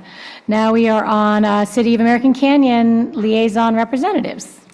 Yes. Trustee Chu. We did meet on the 23rd of April, and we received an update on the housing developments in American Canyon. In addition to the Watson Ranch development, there will be other smaller, much smaller developments around town. And we were also able to share our MVUSD strategic vision and introduce the STARS Network partnership to them. Wonderful. Okay, so now H2C, City of Napa liaison representatives. All right, so as mentioned, we did meet with the City of Napa in the last couple of weeks, and we received a number of updates from them in relation to the school district. One of them that I made note of was that they are spending in excess of $28 million on paving from Measure G money. So that's the measure that was just recently passed to increase sales tax. Those changes affect many of our local thoroughfares, such as Lincoln Avenue, which will be taking place this late fall, early spring. They're adding in bike lanes and additional sidewalks, and they did mention that there could be potential for traffic delays around the start of school based on some of that work, and that we would coordinate to send updates to parents via Parent Square so they can be aware of that. Also highlighted paving to take place around Browns Valley in mid-May of this year, and again will be communicated. We are also being informed of upgrades on Coombsville during the summer of 2026, and we've requested additional safety measures such as sidewalks being added for the safety of our kids who are walking to school out there at Silverado Middle School. Alta Heights also similarly will receive improvements and have the same requests there. Parks and Rec mentioned that they are going to be updating some of their play structures and adding in restrooms on their parks, which is great. If you've ever had a little kid that has to go and there's no place to go, you know how hard that can be. And we spoke about housing again, how that affects our families, and that's about it. That concludes my report. Thank you so much. H3, Superintendent and Executive Staff reports. Great, thank you, President Reiser and trustees. So good evening, NVUSD trustees, staff, and community. I hope everyone had a joyful, restful spring break last month. It's so hard to believe that we just have a few more weeks of school left before the summer break. Happy Employee Appreciation Week. Like many of the board members stated, thank you to all NVUSD employees for everything they do to serve our students and their families. And thank you to HR for all their hard work in recognizing them throughout the course of the week. I'd like to pick up where I left off in my April superintendent report, where I shared highlights of the outstanding work happening across our four middle schools, Silverado, Redwood, American Canyon, and Unidos. In this video, we're also going to highlight a little bit of what's going on because the program is also accessible to our 6th, 7th, and 8th graders at the two current K-8 campuses, Shear and Browns Valley, and you'll hear about that. But one initiative I want to revisit is the middle school sports program, which we proudly introduced as part of our broader middle school redesign efforts. This program has been a resounding success, engaging hundreds of students throughout the year. I won't say too much more because the video we've prepared for tonight truly speaks for itself.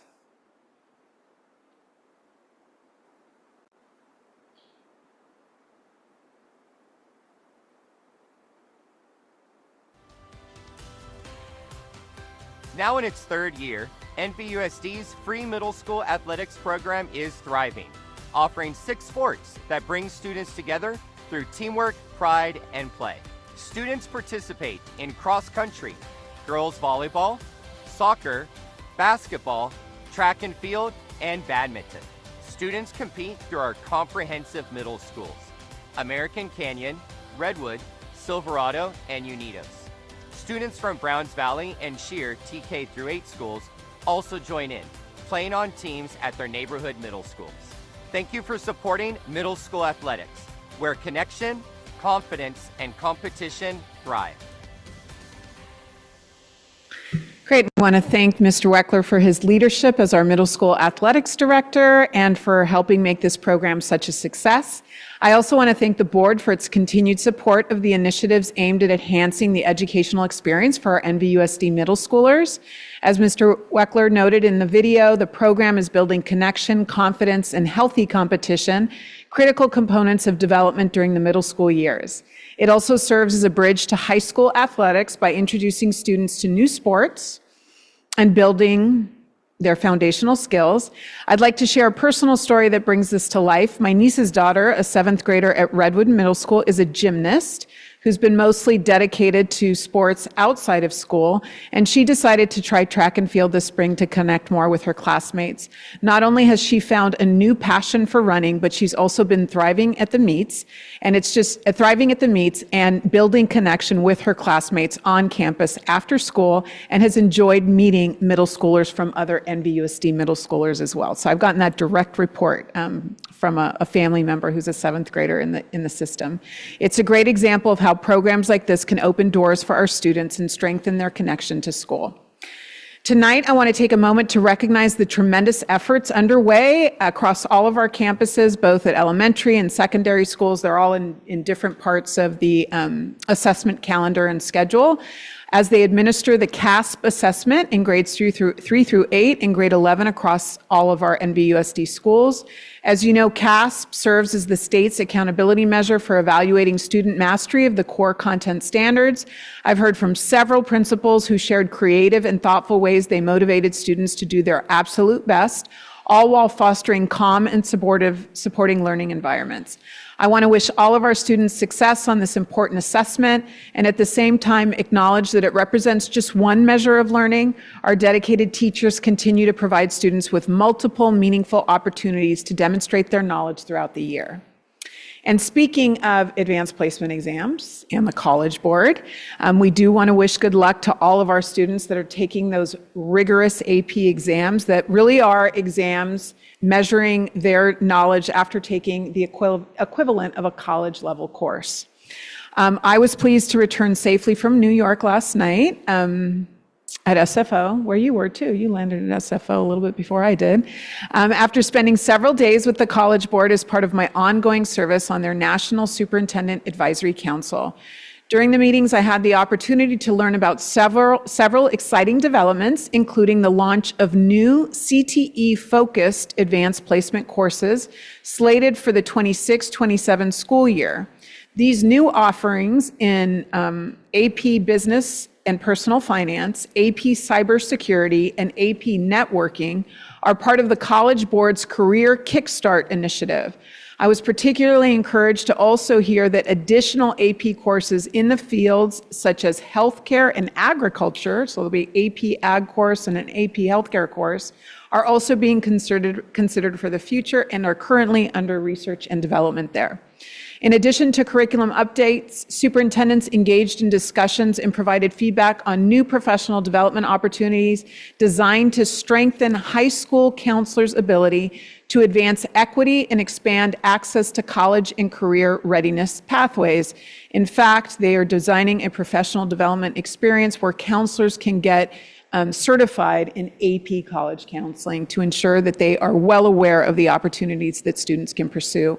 And of course, it was great to have Trustee Water join me and the College Board team for dinner during her visit in New York City.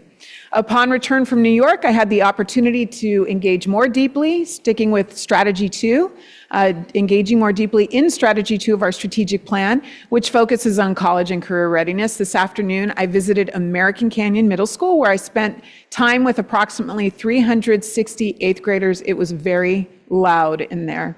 The students were so well behaved and so engaged. I know that Dr. Reddy will be providing more detailed report on the impactful work she and her team led in collaboration with the Stars College Network staff, which delivered programming throughout the week for our 8th graders, our high schoolers, and our families, like Trustee Chu had mentioned. I was pleased to attend today's 8th grade assembly with the ACMS Wildcats, where students explored the exciting college opportunities that await them as they prepare to engage in high school next year. So that was exciting to see that program launch with our rising ninth graders. Lastly, I want to remind everyone that our annual State of the District event will take place on Tuesday, May 13th at 9 a.m. The event will be live streamed and a recording will be available afterward for anyone who cannot attend in real time. We're especially excited about this year's program, which will feature a student panel and the public unveiling of our new strategic plan dashboard. I'd also like to give a heartfelt shout out to our Chief Communications and Community Engagement Officer, Julie Bordez, our Director of Communications, Chris Reddy, and our partners at Aperture Media for their outstanding work in preparing for this important event and for all that they do as school communication professionals. It's fitting that tomorrow, May 9th, is National School Communicators Day, and I think we can all agree that in today's climate, effective and strategic communication is essential, and we simply could not do our jobs without their dedication and expertise. So thank you to them. We're so grateful to have them on our team. That concludes my report, and now we'll turn to the assistant superintendents and hear from them. And we'll start off with Assistant Superintendent Dana Page, who oversees the Human Resources Division. Good evening, President Reiser, Board of Trustees, Student Board Member Teresa Cifuentes, and Dr. Musetti. As NVUSD Employee Celebration Week wraps up tomorrow, we're excited to share that it has been a tremendous success, thanks to the ongoing support from both within and outside NVUSD community. Our communications team helped create a bilingual appreciation video to kick off this week's festivities, so hopefully many of you were able to enjoy the video produced by Director Chris Reddy. HR Director Elizabeth Gonzalez, in collaboration with Expanded Learning Program Manager Audrey Dawkins, coordinated the creation and distribution of vibrant posters handcrafted by students from our after-school programs. These posters helped ensure that our non-student work sites felt included in the celebrations and are remembered that they too have an important impact on our students. On Tuesday, Assistant Director Gina DeLuca hosted a virtual Wheel of Fortune event throughout the day, awarding prizes generously donated by local businesses with a total value exceeding $9,500. That's how much our community really appreciates the work that we do here. This year, we are thrilled to have a new supporter, Schools First Credit Union, which contributed 25 $100 Costco gift cards to the prize wheel. Today, we gave out a small keepsake representing the strength and support our employees provide to help students thrive and grow. This meaningful gesture was made possible by a donation from the Napa Valley Education Foundation. Lastly, we extend our heartfelt gratitude to all the parent booster clubs for playing a key role in organizing recognition events throughout the week. Together, we've embraced and celebrated our core values of kindness, joy, and celebration. On a related note, we'd like to invite everyone to our retiree celebration on May 22nd. The evening begins at 6 p.m. with a reception for retirees and their supporters, followed by a formal presentation in the boardroom at 7 o'clock. We hope retirees and their loved ones can join us as we honor their service and send them off on their next adventure. Thank you, and this concludes my report. Thank you, Ms. Page. And next we have Dr. Reddy, our Assistant Superintendent of Instructional Services. Good evening, President Reiser, Board of Trustees, Student Board Member Teresa Cifuentes, Superintendent Dr. Musetti, and the NVUSD community. This week, the College and Career Readiness team has been on tour with STARS Network across NVUSD, bringing college awareness and access opportunities to our 8th through 12th grade students and families, while also providing targeted support to our high school administrators and counselors. We were honored to host the Executive Director of the STARS College Network, along with admissions directors from Vanderbilt University, the University of Chicago, and Case Western. These institutions are part of the 32-member STARS College Network focused on increasing college access for students in rural and small-town communities. The week launched at the NVUSD Education Center with an in-depth session for high school administrators and counselors. The STARS team provided insights into the network and how to best support students through the college admissions process. Our counselors now have direct access to admissions representatives from the 32 partner institutions for live personalized support, as well as the opportunity to participate in fly-in programs to campuses across the Midwest and East Coast.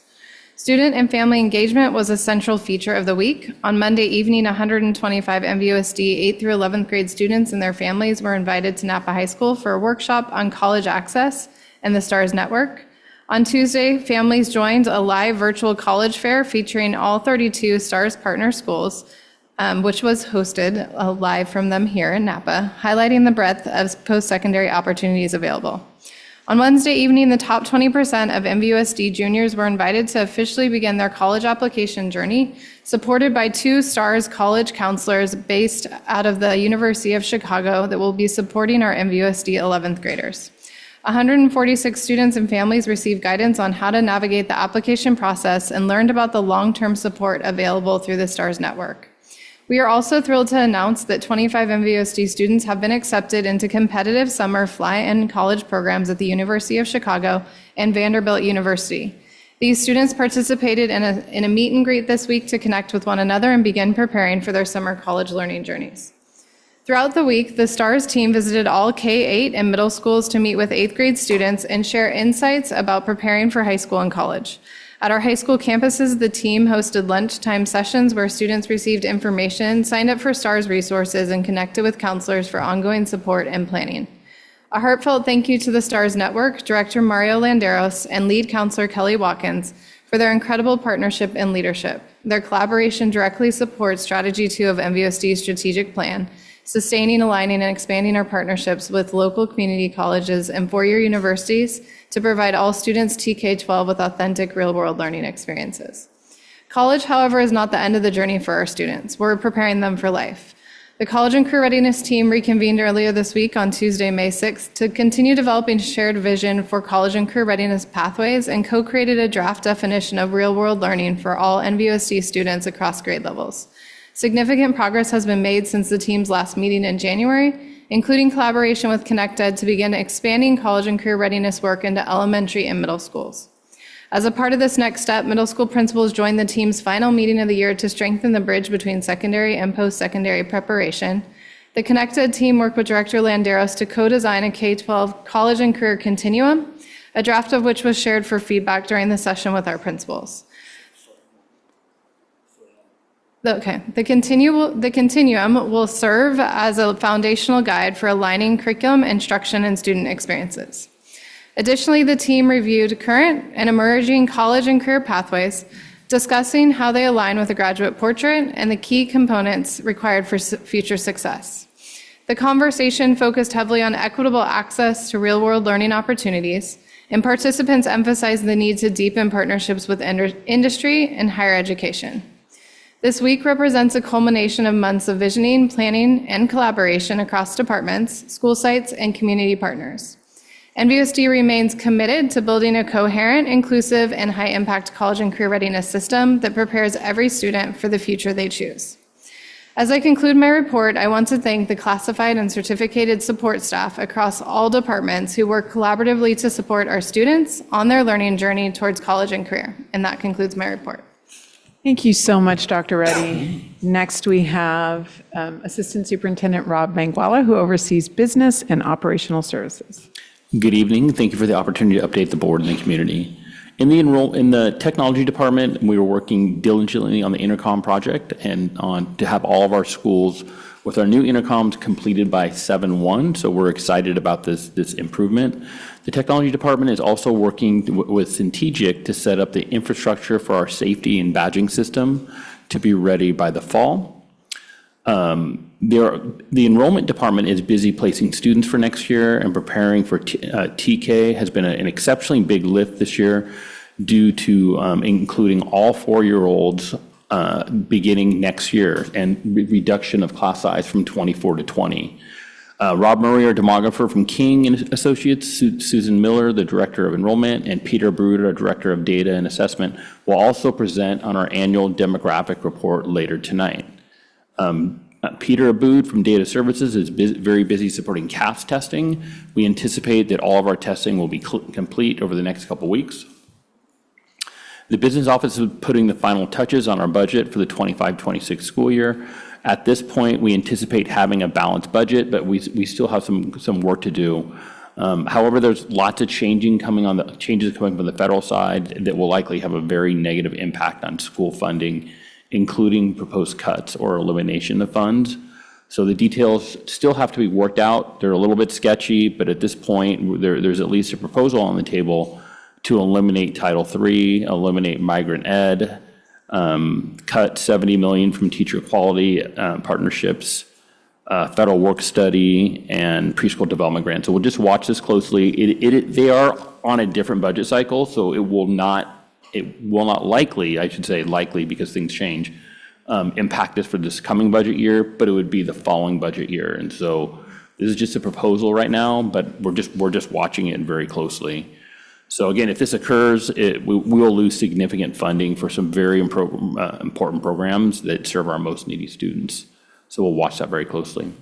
For the bond program, I'm proud to announce I sold $80 million worth of bonds for Measure B last week and $12.5 million for Measure A2. The sales went very well. We'll receive the funds on May 15th, which is the final closing day, and then I will provide some additional details when we speak about our quick bond update related to facilities. This concludes my report. Okay. Okay, great. President Reiser, that concludes executive staff reports for the evening. Wonderful. And I want to thank our presenters for their patience. We are. have one more item. Where? Oh, I thought that he wrapped that that in. Do you have a separate facilities and bond program update? We do, yes. Oh, I'm sorry. I apologize. I misunderstood your report. Facilities and bond program update, please.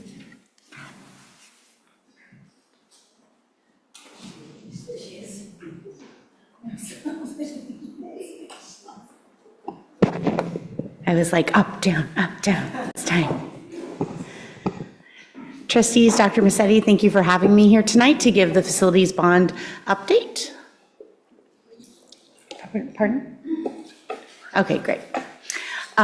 So as always, when we're doing our facilities upgrades, we are focused on strategy number 14. So we just ground ourselves with that in every slideshow. All right, contract awards, a little sneak preview for the board agenda items tonight. We are coming back, as you recall, a couple board meetings ago, we purchased HVAC equipment for the 5 sites that we are doing with core construction this summer. We are now coming back with final GMP pricing for those 5 sites. We were very excited about the pricing, good prices in budget, very, very good news. And GMP means? Guaranteed maximum price. So that also includes some contingencies. So when we head into unforeseen conditions, we've got a little cushion there in that pricing. So that was great news. We are also working very closely with the technology department on the purchase of marquees to standardize the look of the signage throughout all of the districts. So that's going to be really great, digital marquees at all the sites. They are coordinating the purchase of that equipment, and then we'll also be coming back to you when it's time to do that installation. Additionally, we have some architectural services. Believe it or not, we are planning for summer of 2026.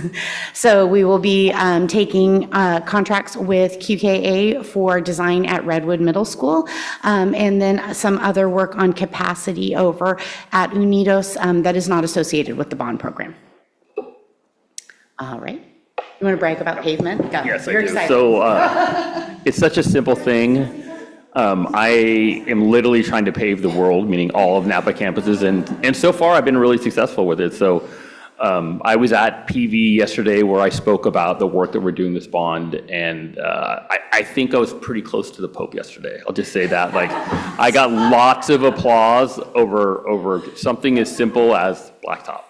So I'm really excited about it. It just makes it a lot safer. It looks better. I'm also We're working closely with staff for the design around the striping. So this is something we definitely want input on. So we're allowing the teachers and the principal to just tell us how they want it painted. Do they want more 4 square areas? Do they want lines in front of their classrooms to line up? So they get to completely design that and tell us how they want it. So we're super excited about that. There's more to come in this area. You'll see the basketball courts are rusted. We're working on either having them painted or replaced with new backboards if they're broken down, adding nets. So just these little tiny things that we like to do to just make the play areas much nicer for students. You can also see in the picture just the amazing difference in the fields. So if you just look at the before picture on the right and then the after on the left, you can just see how much our fields and how much better our fields have gotten. So they just look so much better with the new equipment and the work with Albert and his team is doing. Next slide. The Ag Center is coming along. Look, we've got some walls up, so it's kind of a big deal. It'll be done in the fall of 2025. That doesn't mean fall, the first day of school. It means sometime before winter starts, right? The season, fall the season, right? Yeah, next slide. So Donaldson Way, estimated completion date is spring of 2026. Next slide.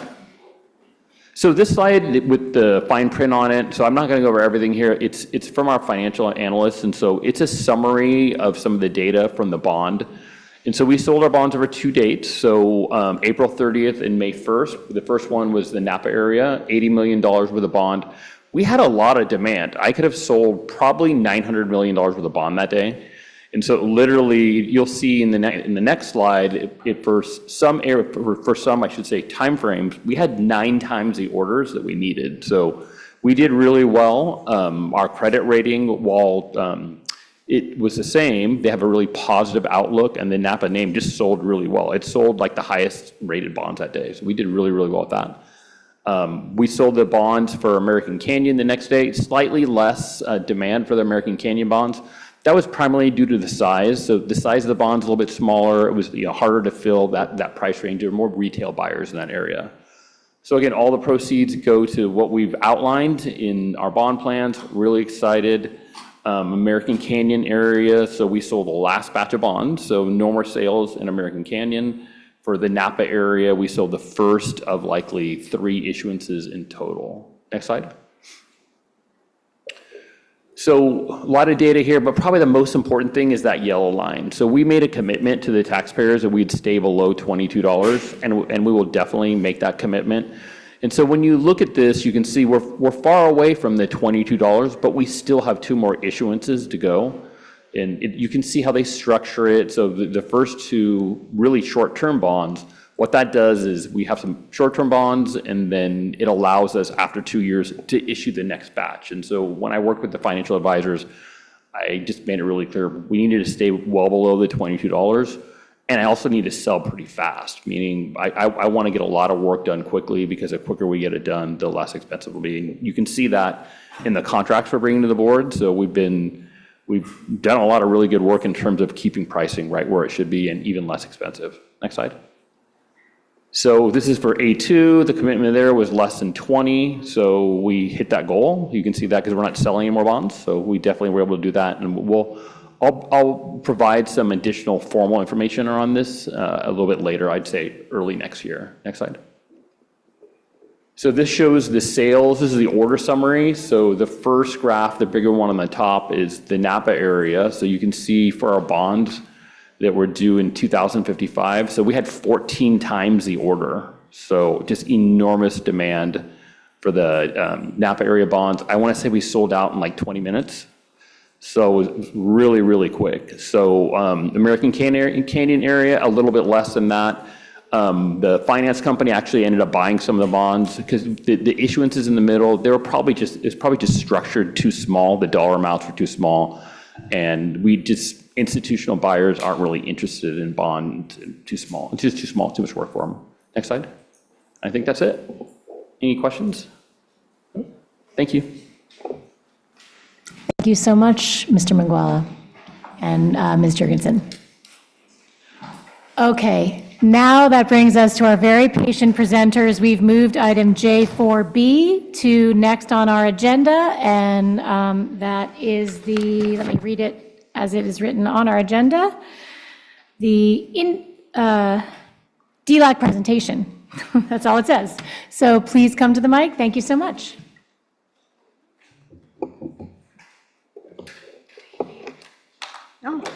No, you keep your stuff there. You're good. You're good. You're good. I only have 2 slides.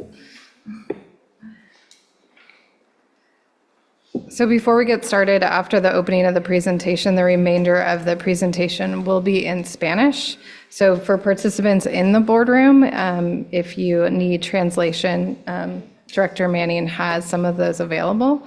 And for those of our community members online, if you click on the globe, you can select English during that time.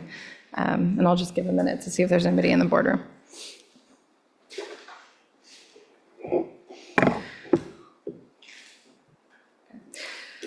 So good evening, President Reiser, Board of Trustees, Student Board Member Dereza Cifuentes, and Superintendent Dr. Musetti.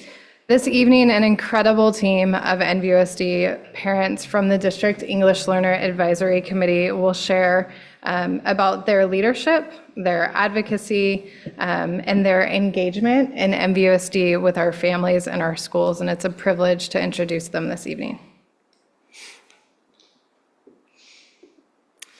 Executive Director Matt Manning and I would like to extend our sincere appreciation to the NVUSD DLAC Executive Committee for their leadership and dedication throughout this year. Their partnership, that of our President, Cindy Ramirez, our Vice President, Roberto Hernandez, and our Secretary, Elba Marquez, has been an incredible resource.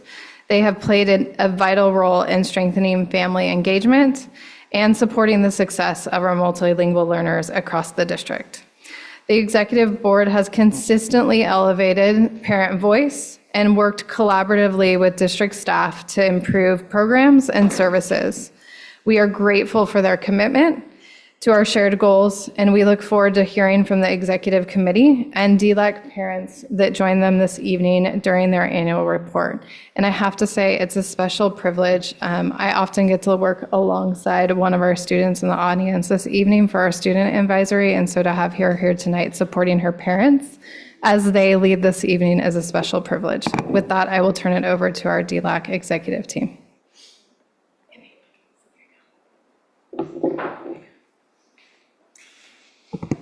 Buenas noches, mesa directiva, doctora Roxana Musseri, comité de NVUSD. Gracias por abrirnos las puertas esta noche nuevamente. Mi nombre es Cindy Ramírez y soy la presidenta de DLAC. Yo soy Roberto Hernández. Es un placer estar nuevamente con ustedes y soy el vicepresidente de DLAC. Buenas noches a todos. Mi nombre es Elba Angélica Márquez Rodríguez y es un placer estar aquí con ustedes. Estamos emocionados y contentos nuevamente de estar con ustedes acá, principalmente porque usted ve que somos aún más. Nos estamos sumando y hoy tenemos la visita de más padres que están interesados y emocionados de compartir con ustedes. En esta oportunidad vamos a presentar el resumen de lo que va a ser nuestra sesión de DILA para ustedes. Y vamos siempre a tocar esa sucesión que tuvimos del año 2022 al año 2025. También vamos a hablar acerca de esa participación activa y empoderada de los padres de familia. Un DILAC estableciendo conexión con NVUSD, superintendente y mesa directiva. La participación en los talleres de CABE y el avance de revisión de estatutos de DILAC. En la próxima, como siempre, nosotros no podemos dejar de hablar acerca de esa línea, línea de tiempo que nos rige y que nos direcciona y nos recuerda de dónde venimos y hacia dónde vamos. En esta línea queremos enfatizarnos más en el año 2023-2024 al 2024-2025, porque acá se nos dieron algunas situaciones que marcó ese traslado, ese paso en la línea de tiempo, y es precisamente lo que es el pasar de ser un DILAC en donde nosotros escuchábamos las ponencias, a ser padres líderes, a opinar y a vertir opiniones y a hacer preguntas. También esa colaboración sobre ese extraordinario Plan Estratégico 2024-2029, de cual fuimos nosotros partícipes, no solamente escuchar, sino ser parte de ese cambio. Esos talleres que se innovaron, esa institución CABE que vino a ser parte de nuestro proceso en la línea de tiempo de DILAC, y las visitas de DILAC a escuelas de NBUSD. Háblese de American Canyon como de Napa. Pero en este momento, en ese proceso, tuvimos elecciones. Terminó un periodo de 2 años para este comité y en enero de este año 2025 celebramos esas elecciones. Culminamos en el diciembre del 2024 con un cierre de ciclo donde hubieron premios, donde hubieron reconocimientos a los padres que constantemente tienen 2, 3, 5, hasta 8 años de participar en este comité, y hubieron esos reconocimientos por la constancia, por el interés, por la participación en la educación de nuestros estudiantes. Eso fue algo que no habíamos vivido y fue nuestra primera vez el darnos reconocimiento. También no lo trajimos, se nos olvidó, pero recibimos este comité un reconocimiento que se va a quedar ahí en nuestros corazones y en nuestra historia de la participación del padre de DILAC, representantes al distrito de NBUSD. Eso realmente se los agradecemos mucho, porque podríamos invitarnos a otro lugar, pero eso, llevarlo a mi casa y enseñarlo a mis hijos, me dijeron, bien hecho, mami, bien hecho. Eso ya fue bastante para mí, yo creo que para mis compañeros también. Otra es que celebramos nuevamente una elección del comité, fue reñida, ¿verdad? Muy reñida, hubieron muchos de los que se propusieron, y hubieron votaciones, y por eso estamos nuevamente aquí con ustedes, con las ganas de trabajar, y esperamos que nos tengan paciencia porque hablamos mucho.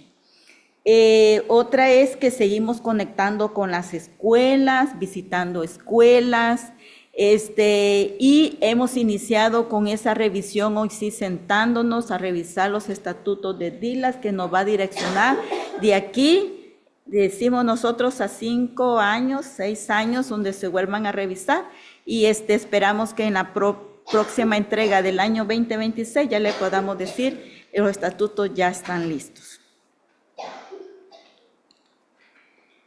Aquí vamos a confirmar que sí hablamos mucho, pero es información importante. En esta imagen representamos el constante trabajo, En esta imagen representamos el constante trabajo de cada persona en el distrito escolar de Napa Valley. Como comunidad sabemos que cada pieza del rompecabezas es importante. Nuestro enfoque como DILAC es abogar y representar a estudiantes y familias multilingües, y la mayoría de estas familias también son bicultural. Para los que han experimentado el ser parte de algo nuevo y diferente, saben de la incertidumbre que causa lo desconocido. La mayoría de nuestras familias multilingües desconocen el sistema educativo del estado de California, añadiendo otra barrera a su viaje lleno de incertidumbre y retos. Como muchos de ustedes saben, el comité de DILAC ha liderado el concepto de conectar 1 a 1 con cada padre multilingüe de NBUSD. Les pido, por favor, tomen enfoque en esta imagen que les estamos presentando. Aquí tienen una imagen de la participación activa del comité DILAC. Esta imagen muestra al padre newcomer, al igual que al padre que tiene más de 10 años en el distrito escolar. Las escaleras representan las diferentes capacitaciones, entrenamientos, reuniones de cohort que NBUSD ha brindado por petición del comité DILAC. Aquí también se encuentra el padre que ha escuchado de nosotros, pero solo está observando. Está el padre que tiene el título en el comité de DILAC, pero no asiste a DILAC. Están los padres representantes de ILAC que nutren, proponen, cuestionan y participan en DILAC y fortalecen su ILAC. En la imagen también pueden encontrar huecos dentro de la estructura que estamos construyendo en equipo y con el apoyo de NBUSD. Estos huecos representan prácticas, actividades y acuerdos que hemos tenido que remover después de implementar porque no han funcionado. También hay conceptos que no hemos creado porque seguimos reinventando a través de fallas y aciertos. Perdón. Esta noche tengo el honor de presentar a algunos de los padres multilingües de NVUSD que son parte esencial de este rompecabezas. Primeramente, quiero invitar a Susana Cruz de Alta Heights Magnet School al podio.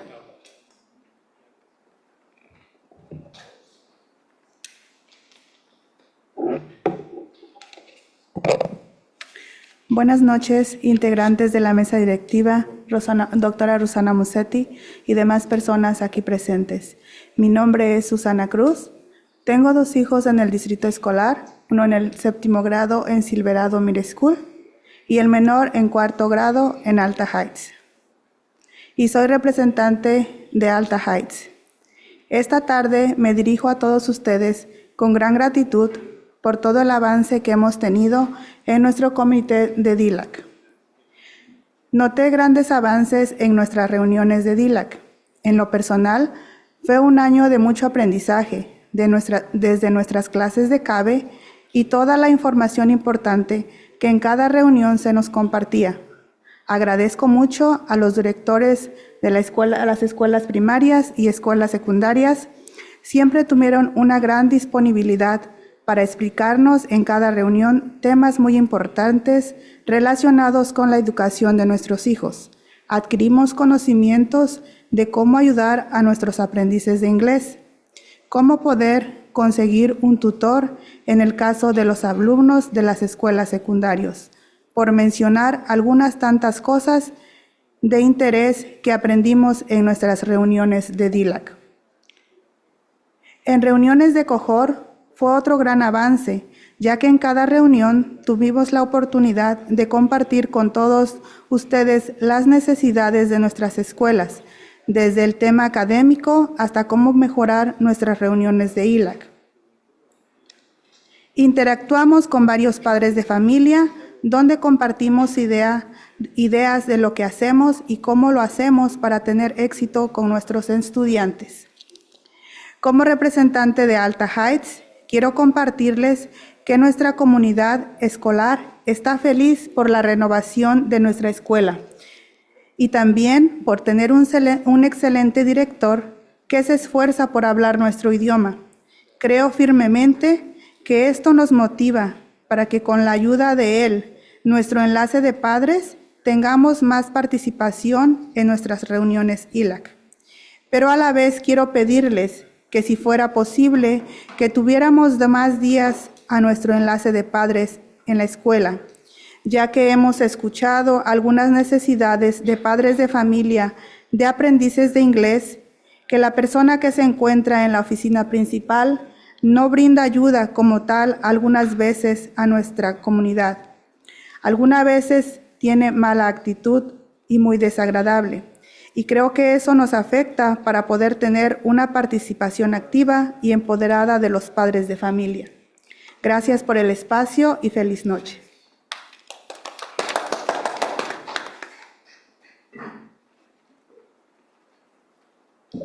A continuación, quiero presentar a los esposos Magali Abad y Alfonso Rodríguez de la Escuela Elemental Shear.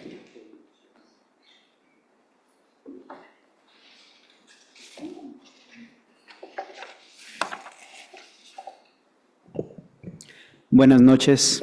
Quiero dar gracias al Creador por estar aquí y también agradezco a los miembros de la mesa directiva de ILAC por esta oportunidad de estar frente a ustedes, el Consejo Administrativo. Mi nombre es Alfonso Rodríguez, residente de aquí de Napa por más de 20 años. A la edad de 15 años llegué a este país como estudiante del 10º grado en la escuela Napa High, donde encontré a maestros con el deseo de enseñar inglés a estudiantes como yo que no lo hablaban. Con su ayuda me pude graduar en el 2001.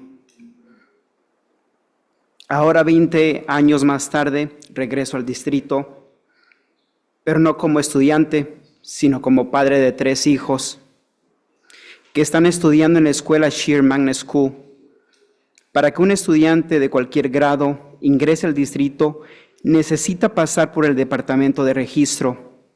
Y creo que es de importancia comentar sobre mi experiencia personal y también en lo que en 2 ocasiones pude ver durante el proceso de inscribir a mis hijos. Presencié un trato no justo y fue una experiencia no agradable por parte de las trabajadoras del departamento. La falta de amabilidad, inclusividad y empatía hacia las nuevas familias y estudiantes que ingresan por primera vez y el no poder comunicarse por el idioma. A partir de esa experiencia, personalmente no quería saber nada del distrito, pero fui invitado por mi esposa aquí presente a una junta de DILAC y mi pensamiento cambió después de la primera reunión. Pude ver el compañerismo, el compromiso por parte del grupo de apoyo y me interesó mucho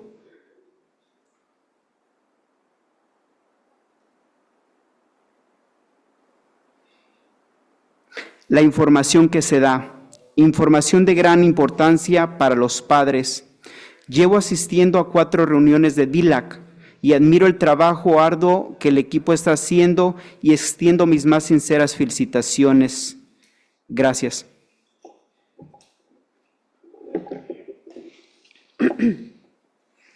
Buenas tardes, buenas noches. Mi nombre es Magalia Bar Rodríguez. Quiero dar las gracias a la mesa directiva de DILAC por darme la oportunidad de compartir temas importantes con todos ustedes esta noche. El impacto que DILAC ha hecho en mi vida es grande y me ha ayudado a salir de mi zona de confort. Por ejemplo, soy voluntaria en mi sitio los miércoles y jueves. Soy presidenta del Club de Padres y Facultad. Soy parte de la Universidad de Padres. Y con mucho orgullo, soy representante de DILAC de la escuela Sheer Magnet School. En DILAC he encontrado empatía, compromiso, integridad, respeto mutuo, liderazgo, generosidad y el ambiente es sano. Por esa razón sigo aquí. Hoy, con todo respeto, presento estos temas delicados desde la perspectiva como madre. Al principio de este año escolar, en algunas ocasiones mi hija de TK llegaba lastimada por otro estudiante. Al ser voluntaria, me doy cuenta de quien la lastimaba era un estudiante con una condición. Al paso de los días, comprendí que no era el estudiante el problema, sino la falta de ayuda para él. La distracción y reacciones intensas hacen que los demás estudiantes pierdan el enfoque en clase. El deber de un estudiante de TK o de otro grado no es estar cuidándose de recibir golpes de otro estudiante con autismo o otra condición. Mi mayor pregunta es, ¿qué le depara a este estudiante multilingüe? ¿Cuál será su futuro? Los recursos que la escuela provee a los estudiantes con autismo o otra condición son limitadas. Tan limitadas que la madre de este niño se desespera. Cuando trata de pedir ayuda a la escuela, se siente discriminada y menospreciada. Por falta de ayuda de parte de la escuela, esta madre pide ayuda a otras organizaciones. A este estudiante se le pone límites de horas de recreación después de escuela en Cool School. DILAC me ha dado el valor para ser la voz de otras madres. DILAC no solo me ha dado la oportunidad de abogar por mis propios hijos, pero también por los estudiantes cuales padres se sienten sin voz como esta madre. Segundo tema. I'm sorry. Noviembre 14 del 2024. En clase de 6º grado, un incidente muy alarmante sucede. sustituto de sexto grado, encierra a los alumnos en salón de clase e insinúa lastimar a los estudiantes. Los estudiantes recién llegados no logran entender lo que está pasando, hay confusión y mucho miedo, pero sí saben explicar a sus padres lo sucedido. En algunas madres hay incertidumbre, algunas de ellas son recién llegadas y no saben a quién acudir. 4 meses después pasa otro incidente similar donde los estudiantes de cuarto grado son los afectados. Estos incidentes no deberían estar pasando en nuestras escuelas. Sin embargo, con lo que he aprendido en TLAC, pude dirigir a los padres con la persona correspondiente en mi sitio. Estas son algunas de mis preocupaciones que como madre me gustaría que hubiera cambios y el apoyo que todos los estudiantes necesitan. Agradezco al director en ese momento que me dio la oportunidad de ser representante de TLAC this year. Tuve la oportunidad de compartir buenas ideas y estrategias para tener éxito en nuestro ILAC. Después de su partida, me siento como que ILAC dio un paso atrás, porque actualmente no hay un comité oficial en mi sitio. Sin embargo, mantengo mi actitud positiva porque sé que tengo el apoyo de TLAC. Al mismo tiempo, colaboro con mi nueva directora y sé que grandes cosas pasarán en el próximo año escolar. Me despido con ustedes con esta frase. TLAC es mi escudo.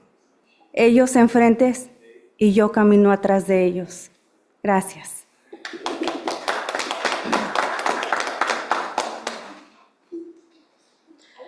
Por último, pero con igual importancia, les presento a los esposos Esmeralda Chávez Cruz y Enrique Hernández de la Escuela Secundaria Unidos.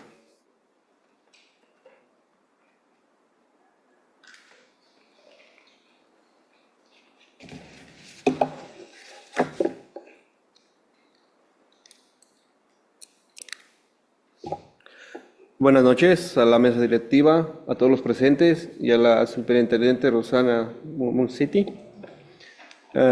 Mi nombre es Enrique Hernández, soy padre, ¿y mi esposa? Esmeralda Chávez Cruz. Soy padre de 2 niños que atienden a la escuela a escuelas del distrito. Mis hijos, Saúl Hernández, que se encuentra en el 6º grado de la Escuela Secundaria Unidos, y mi hija, Dayana Hernández, que está en el 11º y va a la Escuela Preparatoria Vinich. Vengo el día de hoy representando a la Escuela Secundaria Unidos del programa Aprendices de Inglés, formalmente conocido como ILA. A través del programa nos han brindado la oportunidad de atender a los talleres de CABE, donde a través de sus enseñanzas he enriquecido mis conocimientos sobre cómo funciona el programa de ILA y DILA. Ahora tengo el conocimiento de quién y cómo funciona ILA. Sí, buenas noches. Lo que más me impactó fue saber cómo el comité de ILA debemos presentar nuestras necesidades al consejo de nuestra escuela, conocido como School Seat Council, ya que este comité junto al director planea el programa académico para el próximo año escolar. Es importante que escuchen las necesidades de los estudiantes, sino también por nosotros los padres que venimos con el conocimiento de lo que nuestros estudiantes necesitan cada año escolar para fortalecer su nivel académico y clasificar. Una área que necesita apoyo y crecimiento en la comunicación es de 1 a 1 de padres y maestros y directores, de lo que es ser un estudiante multilingüe y lo que es ser un padre de familia multilingüe, para reconocer la importancia, voz y voto que tenemos para abogar por las necesidades de los estudiantes que no han sido reclasificados. No podemos depender de un mensaje electrónico para crear interés e involucrarse. Hace mucha falta la disponibilidad de hacer una conexión personal como una llamada o una reunión para que el padre entienda la magnitud de impacto que podemos tener en los recursos ofrecidos en las escuelas para los estudiantes aprendices de inglés que se puedan reclasificar. Es importante que apliquemos el crear un ecosistema de cariño y a través de interacciones personales y no a través de un mensaje de Parent Square. Y gracias a Conjor agradecemos por tener este espacio para darnos toda la información de los programas que se han llevado a cabo para los niños multilingües y otros programas de información que son en general para cualquier otro niño. Ojalá que las metas que se tienen en este año se puedan lograr a lo máximo y se tenga un éxito. Gracias.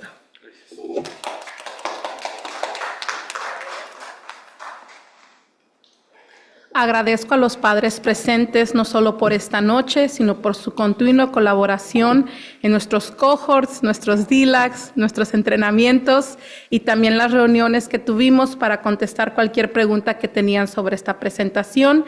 Y es muy grato escuchar de su propia voz sus aprendizajes, sus anécdotas y también las palabras que nos dedicaron. Muchas gracias.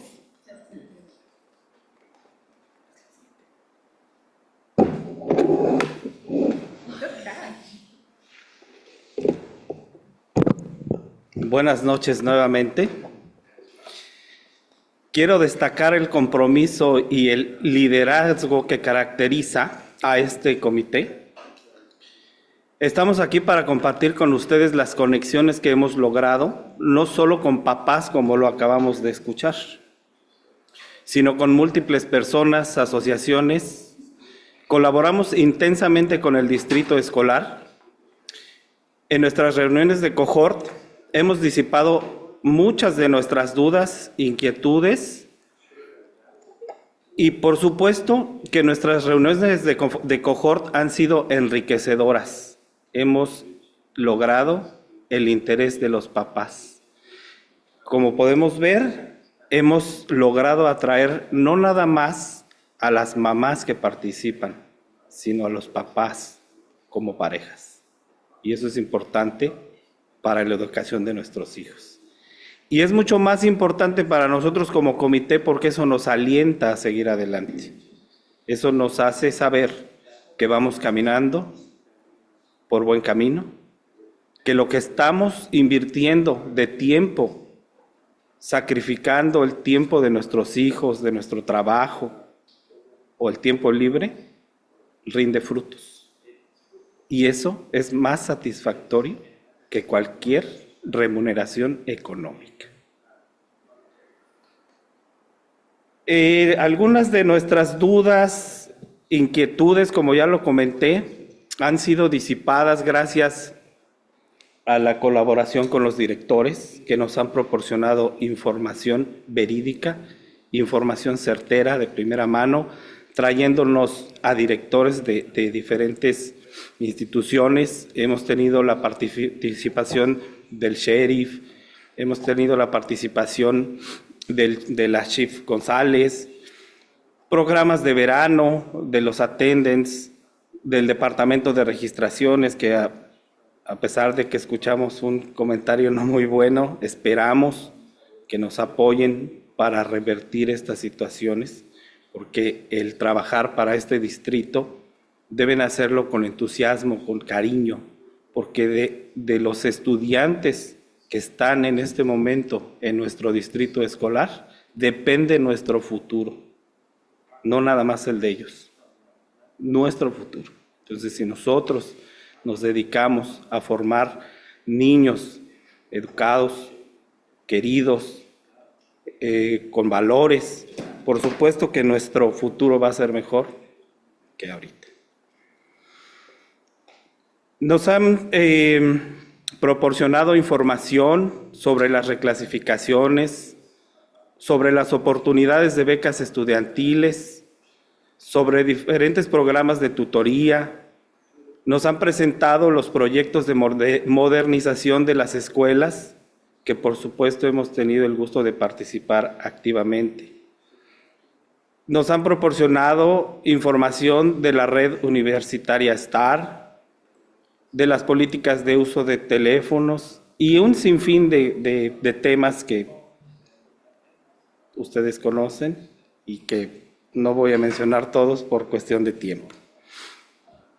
Voy a pasar a la siguiente slide y voy a hacer énfasis en que la presentación que planteamos, si se han dado cuenta, es un rompecabezas, donde nosotros lo vemos, el DILAC, como una parte muy importante de ese rompecabezas. Esa unión que queremos y hemos logrado con el distrito, con los directores, con ustedes que conocen nuestro trabajo, y queremos seguir fomentando esa unión, queremos fortalecerla, queremos ser y dejar un legado para las futuras generaciones que vienen y queremos, por supuesto, dejar ese antecedente positivo y que los papás participen más en colaboración con el distrito, porque si los papás, el distrito y los alumnos trabajamos en conjunto, vamos a lograr cosas muy grandes. Nuevamente les agradezco su atención y como siempre es un placer estar frente a ustedes. Buenas noches.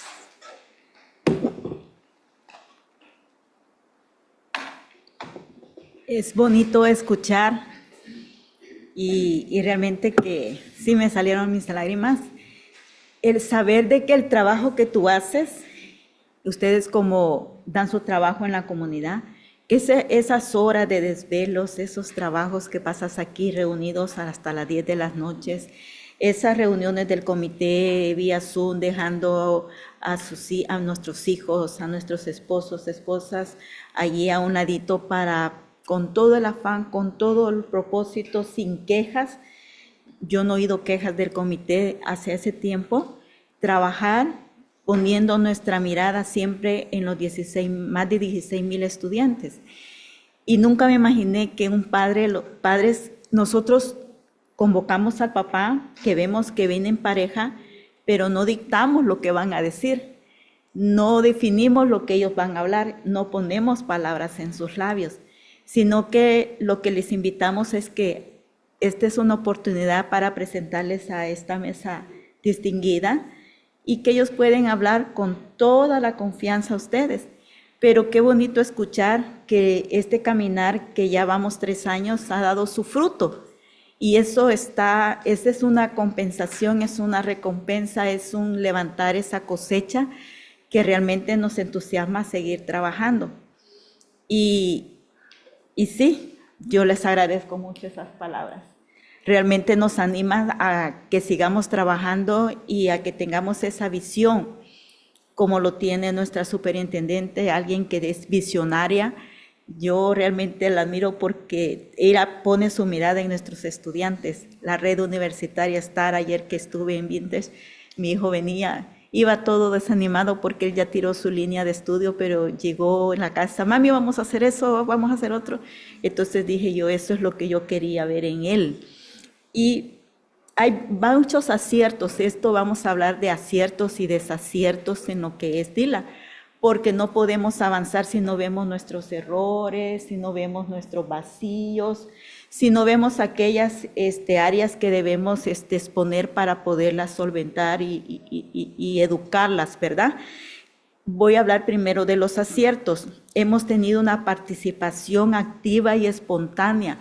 Una de las reuniones que doctora Museri llegó y me dijo que voy bien emocionada porque los papás ya preguntan, ya no se quedan callados, ya me cuestionan, me dijo ella, y tengo que responder. El doctor Matsmani dijo, Cindy, aquí salgo bien. Voy a la casa y voy todo activo porque los papás como preguntan, sé que el latino habla mucho y él emocionado contestando todas las preguntas. Esa conexión, eso realmente sí es una conexión. Cuando el padre habla y hay oídos que escuchar, y cuando el distrito habla y el padre escucha y opina, eso sí es realmente una conexión. Esas conexiones auténticas, en donde tal como es el padre lo habla, lo expresa, lo explica, y cómo cada uno de los miembros del distrito de los cuales han hecho presente en nuestros COJOR y nuestros DILAC escuchan esas preguntas.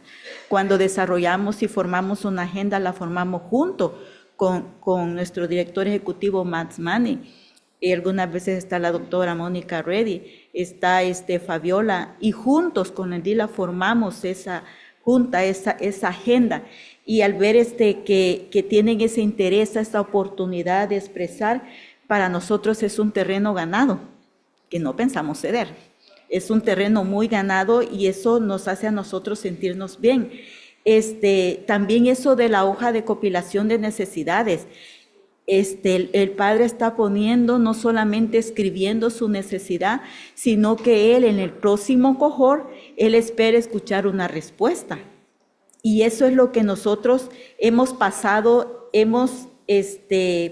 de ser un COJOR donde entregamos una hoja con toda la descripción de las necesidades, a pasar a un COJOR donde esas necesidades y esas circunstancias son respondidas. Y una vez nuestro director Max Manning dijo, Cindy, yo no tengo la respuesta para todos, necesito traer el responsable, el director de ese departamento que traiga la respuesta, y efectivamente ha llegado y ha respondido. Después de hacer la agenda, dejamos un espacio para preguntas y respuestas, y esa preguntas y respuestas se ha hecho muy amena, muy enriquecedora. Venimos de una forma y nos vamos diferente del COJOR porque se nos despejan todas las dudas, y eso creo yo, ustedes como mesa directiva es una ganancia. Es una ganancia trabajar, y pienso yo aquí como Cindy que para la doctora Rosana Musere también es parte de su apoyo que necesita, porque solos no podemos, ni los padres por un lado, ni el distrito por el otro. Necesitamos conectar, y eso es lo que hasta aquí hemos logrado. Estamos felices y sabemos que debemos ir avanzando, porque el COJOR se va moviendo de acuerdo a las circunstancias. Y eso es lo bonito, no está escrito en piedra cuando se diseñó el COJOR, sino que se va moviendo según las circunstancias. Pudimos colaborar con ese sueño, de veras que fue un sueño que teníamos, el de actualizar, renovar nuestras escuelas. ¿Y por qué no? Me preguntaron por qué si tú eres de American Canyon estás trabajando en Napa, porque para mí no hay American Canyon en Napa, para mí es un distrito, es uno solo, somos un mismo sentir, un mismo convenir, una misma pasión. Y si hay alguien aquí en Napa que le hace falta agua, pues siento como que yo lo tengo. Entonces no hay división, a eso voy, no hay división, somos un solo equipo. Y eso es lo que ese esfuerzo, esa mentalidad, ese pensamiento como comité, queremos mantenerlo, sostenerlos y si es posible, pelearlo. Se están agendando, esto es algo que esta semana con doctora Mónica Reddy y nuestro director ejecutivo Matt nos dieron la noticia, porque hemos estado solicitando, hemos estado pidiendo, hemos estado esperando esa reunión, que se agende una reunión con los directores de Napa, pero específicamente con los directores de American Canyon, porque ya el otro año van a ser todos nuevos, los directores. Y nosotros visitamos escuelas, hemos visitado escuelas en Napa y se nos han abierto puertas. Nos hacen falta una, pero allí donde nos han abierto puertas han sido así como esa sonrida de ir, nos han recibido, pero en American Canyon no se ha dado eso. Y eso sí que nosotros nos angustia, nos duele, porque la iniciativa de estar acá es American Canyon. Somos de American Canyon con Roberto y quisiéramos que las escuelas de American Canyon no fueran bonitas. Nuestra ciudad American Canyon es bonita, es preciosa, nos encanta. Las escuelas son muy buenas, nos falta la mobiliaria, ¿verdad? Renovar la mobiliario. Pero al ver de esa frialdad en cuanto a los SILAC, eso sí nos hace un poquito como tragar grueso, como decir, guay, el trabajo que estamos haciendo, ¿dónde está?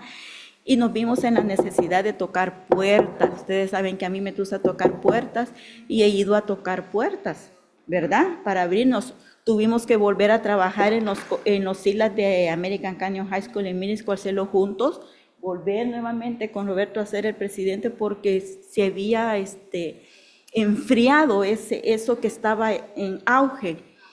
Y sí, tocamos puertas. Fuimos a conversar específicamente con Napa Johnson, nueva, su principal, ella muy activa, muy así, pero desconocedora de lo que es ese plan estratégico según lo que yo observé y un poco lo que es SILAC.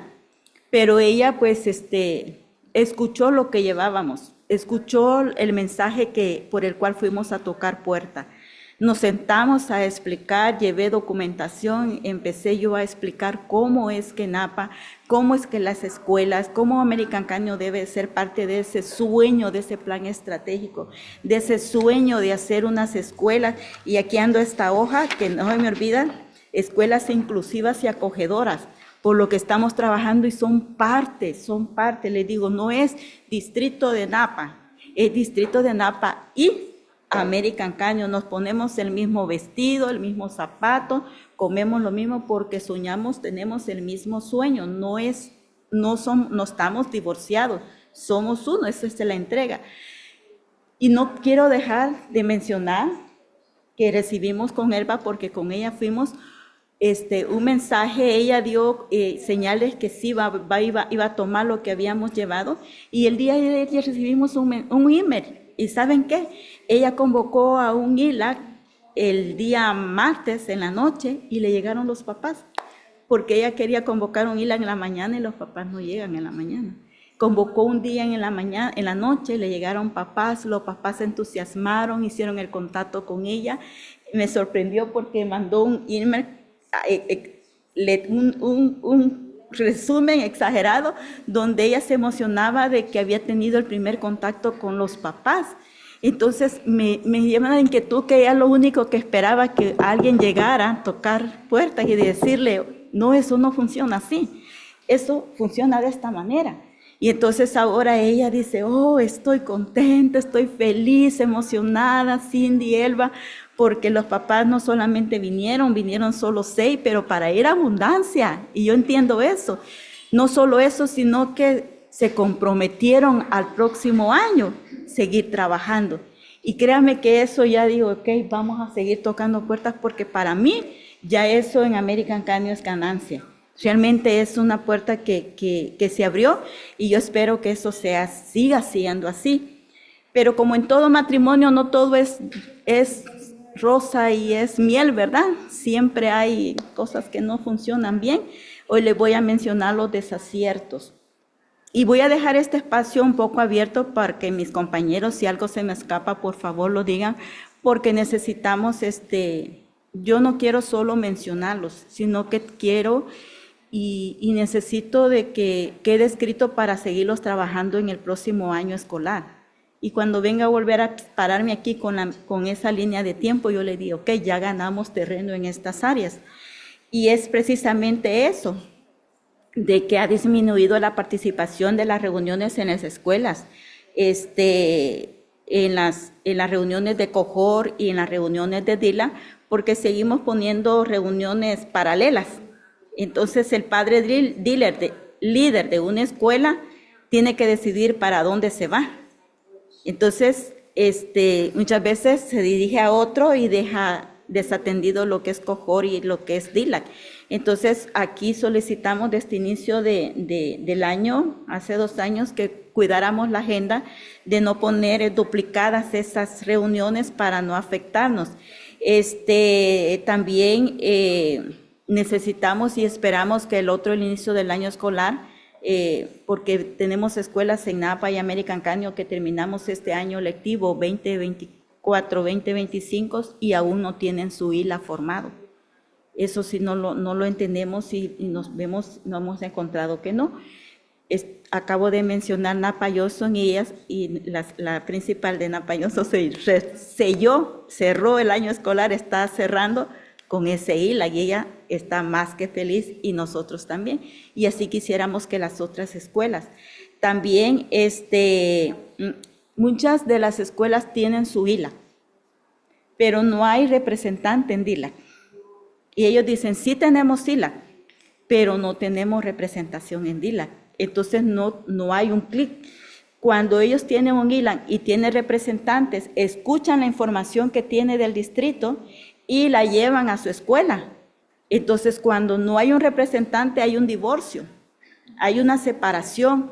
Entonces, cuando uno llega a la escuela, la información que se maneja es muy diferente a la que estamos manejando en DILAC junto con el distrito.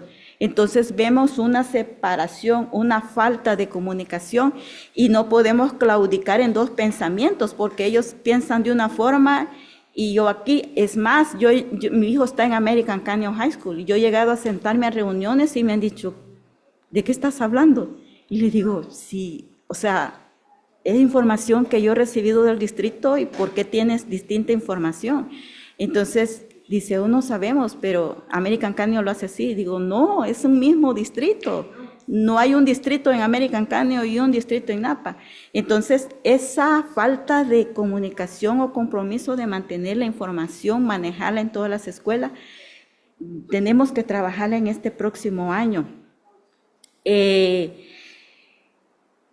unas contrataciones en American Canyon, ¿verdad? Y la Middle School va a tener otra nueva contratación con el principal. Entonces, uno de los desaciertos es que, y si me corrigen va a estar bien, pero hay un seguimiento para nuestras nuevas contrataciones para que ellos se empapen, coman, mastiquen, digieran, saboreen lo que es el plan estratégico de nuestro distrito o la visión del distrito.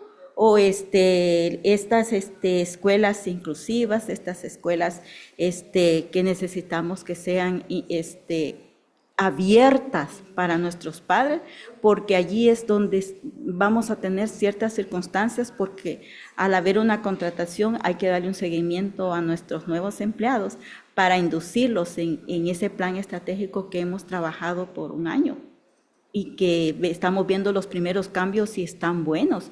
Pero si en una nueva contratación viene con unos pensamientos fuera del distrito o los trae de otra ciudad, entonces no puede claudicar en dos pensamientos. Tiene que ser, si está en el distrito, tiene que vivir esa pasión del distrito, sumergerse en esa estrategia, el plan estratégico del distrito y funcionar como el distrito lo está soñando en las diferentes áreas. Ese sería uno de los desaciertos. Hay una petición también que como comité de DILA hemos visto el vacío y es porque cuando se abre la página web del distrito y nosotros, llegamos a tocar y nos presentamos como DILA, nadie nos conoce. Ha habido, y hablo de American Canyon, no saben ni qué es DILA. Y yo he llegado a decir, soy DILA, ¿y qué es DILA? Entonces, hacer quizás el desacierto ha sido de no poner en esa página web del distrito que es un comité y ponernos y presentarnos en la nueva directiva del comité. El comité lo representa Cindy de presidenta, el vicepresidente, la secretaria, y darnos un email del distrito para que toda la información, toda pregunta vaya dirigido ahí. Entonces, lo primero, y yo estoy de acuerdo con eso, lo que hizo la de Napa Johnson es buscarnos en la web. Dice, aquí no los tengo yo a ustedes, yo no los identifico, yo no sé quiénes son. Y dije, wow, realmente dije, no es error de ella, es error del distrito.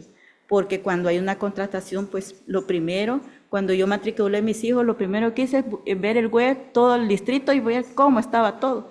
Entonces, eso es lo que te necesita nuestros nuevos empleados, saber qué es el distrito, ¿verdad? Meterse en la web y yo haría eso, yo lo haría. Y decirle, antes que tomes tu posición, vas 15 días y te empapas de lo que es el distrito y después de que te empapes de todo lo que, plan estratégico, visión, todos los departamentos, entonces te entrego tu posición y no a la inversa. Porque una vez estando ya direccionando una escuela ni les queda tiempo y entonces traen lo que vienen de otra escuela y vienen a imponer y no hacemos ese clic.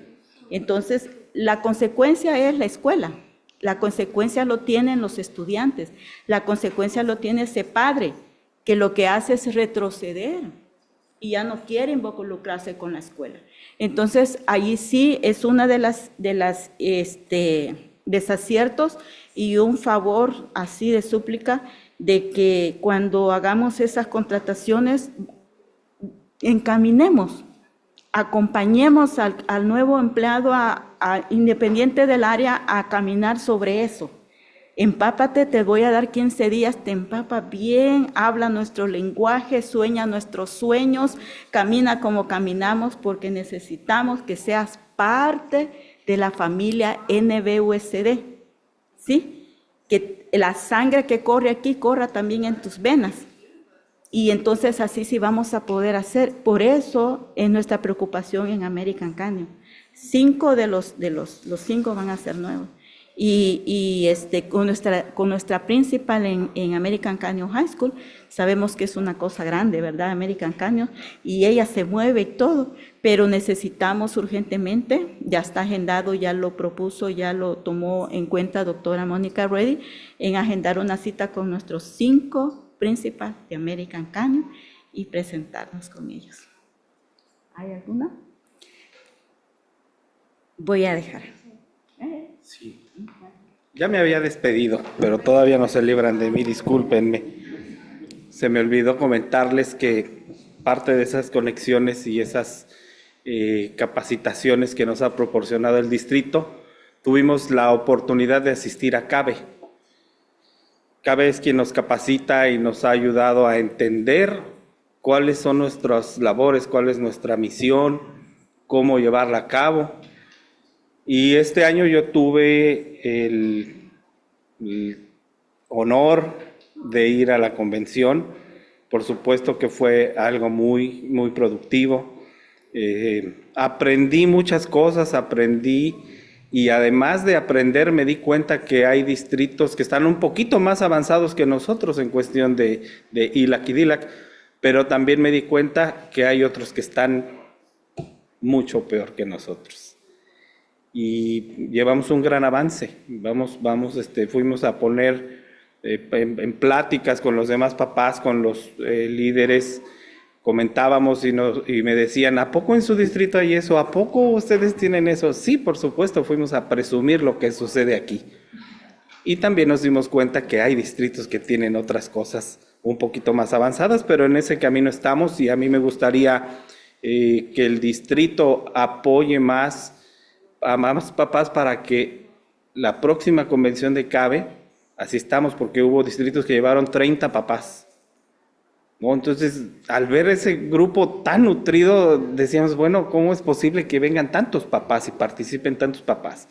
¿No? Entonces, la próxima convención es aquí en San Francisco, y ojalá que el distrito nos pueda apoyar a dar esa difusión y nos pueda apoyar para mandar a más papás a capacitarnos, a nutrirnos y por supuesto venir aquí a vertir toda esa enseñanza e invitar a más papás para que sigamos caminando juntos. Ahora sí me voy a despedir y muchas gracias por escucharme nuevamente.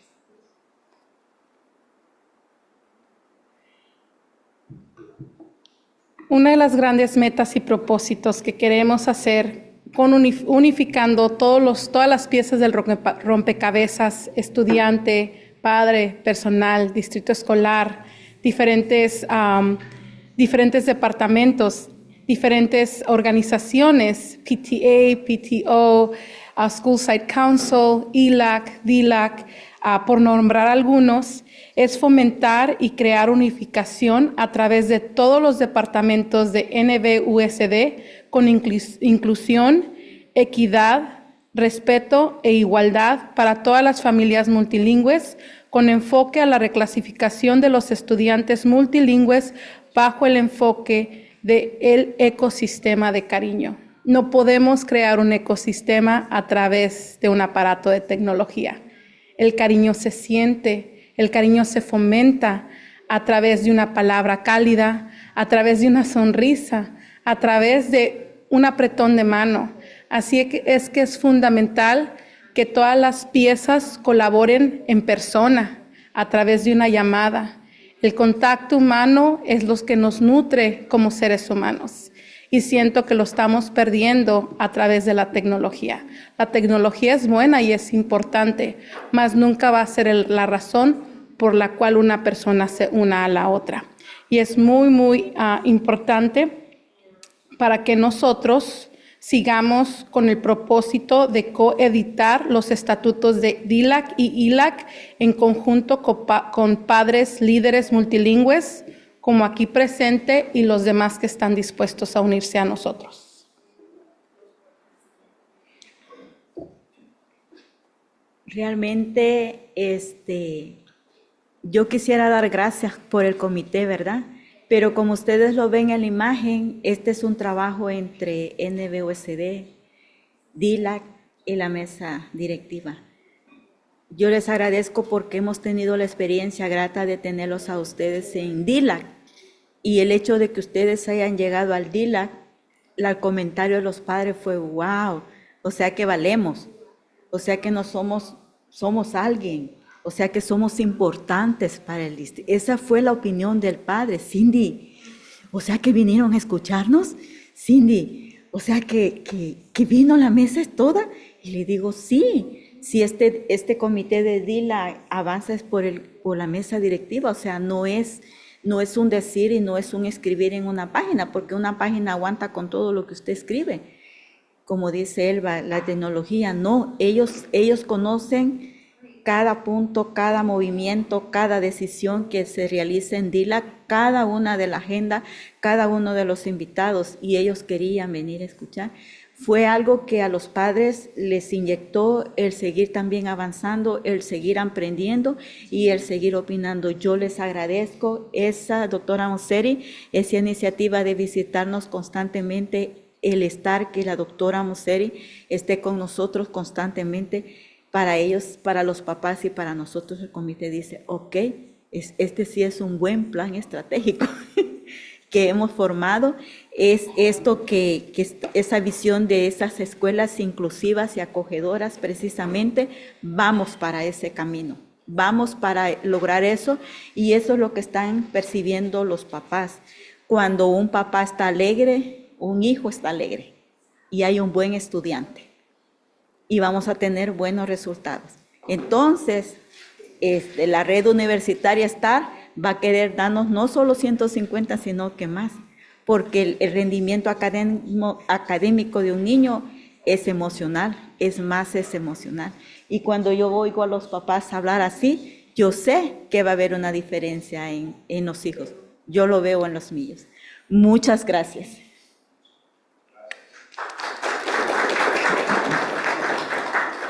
Si hay preguntas, comentarios, estamos dispuestos a escucharlos.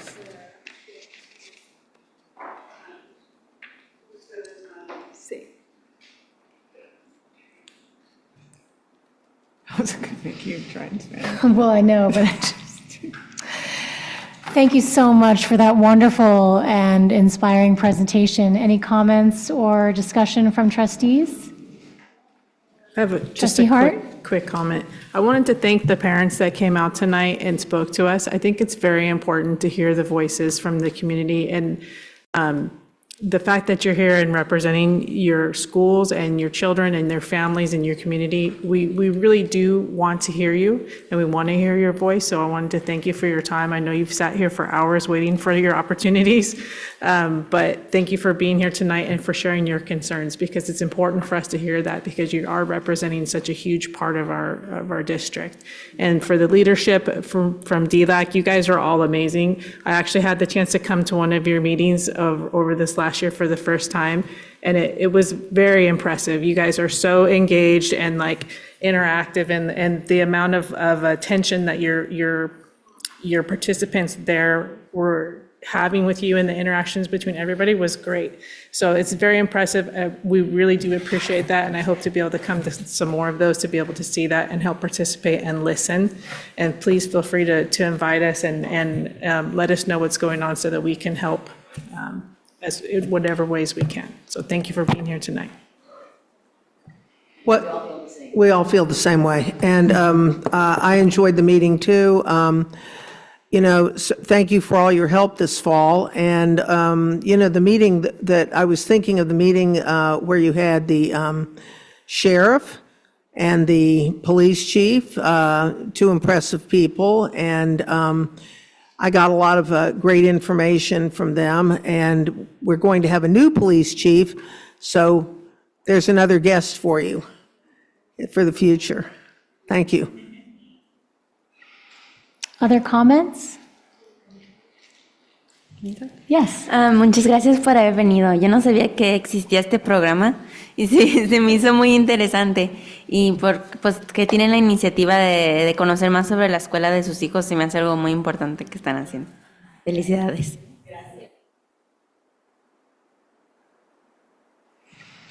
Anyone else? I just want to say briefly, again, to reiterate our thanks on behalf of the board for all of the parents who came and shared. It can be sometimes a little intimidating to come up to the microphone at a meeting, and I just want to thank also the executive cabinet of the DLAC, because the presence of other parents here willing to come and share and meet us and share with us speaks to the amazing, supportive, open, empowering, and loving community that the three of you have created over these past years. And in my tenure on the board, I heard Mr. Hernandez said that at the CABE conference, you could see some districts have no DLAC to speak of, and others have an incredibly well-established, impressive DLAC system. And I want to also thank our superintendent, Dr. Massetti, because it was really under her leadership that NVUSD embraced the DLAC and brought it to life. And it is this executive team that has breathed it to life and continues to fuel it with your passion and your energy and your commitment to your own children and to all of the schools of NVUSD. And we are incredibly grateful for your engagement, your time, your passion, and your help, because you are truly right that we are partners, that this is an incredibly important piece of our puzzle for us to serve all of our students and have them feel welcomed and heard. And we certainly want all of our parents to have the access to our resources and help, to feel empowered and to feel heard. So I'm very grateful to all that you have done to help all of our parent community experience that feeling. We have more growth to make, but we have come so far, and we owe a great debt of gratitude to your team. Thank you so much.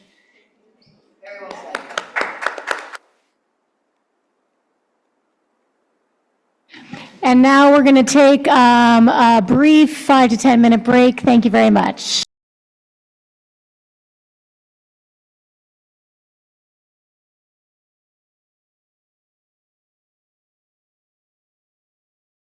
Okay, thank you. We are back.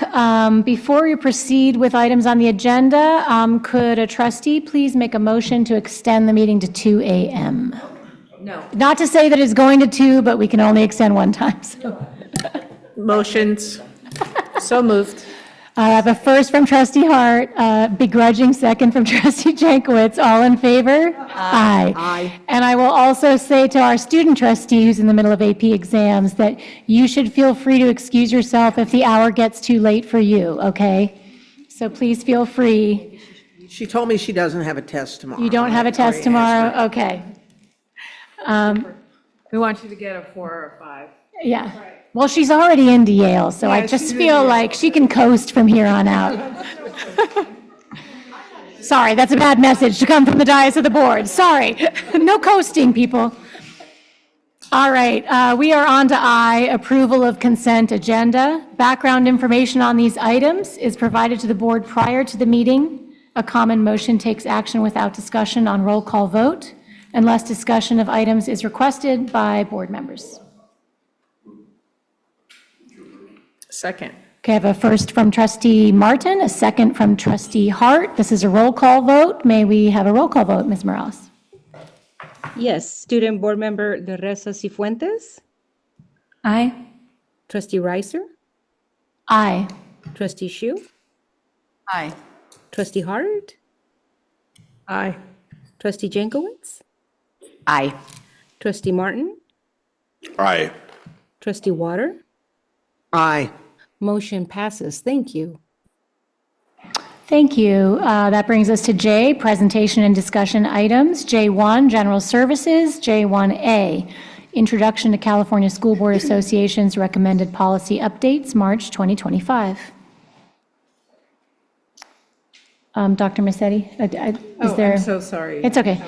I believe this is just, Yeah, so, I'm sorry, these are the, these are the policy updates for March 2025. They were reviewed by the policy committee, so they're being brought forth for just introduction and presentation tonight with approval at the May 22nd meeting. any discussion or comments from trustees at the moment? Okay. Is there any public comment on this item? I forgot to ask for public comment for consent. There is no public comment on this item. You already voted. Okay. Thank you, Mr. Michaels. J2, Business Services. J2A, the demographics data presentation.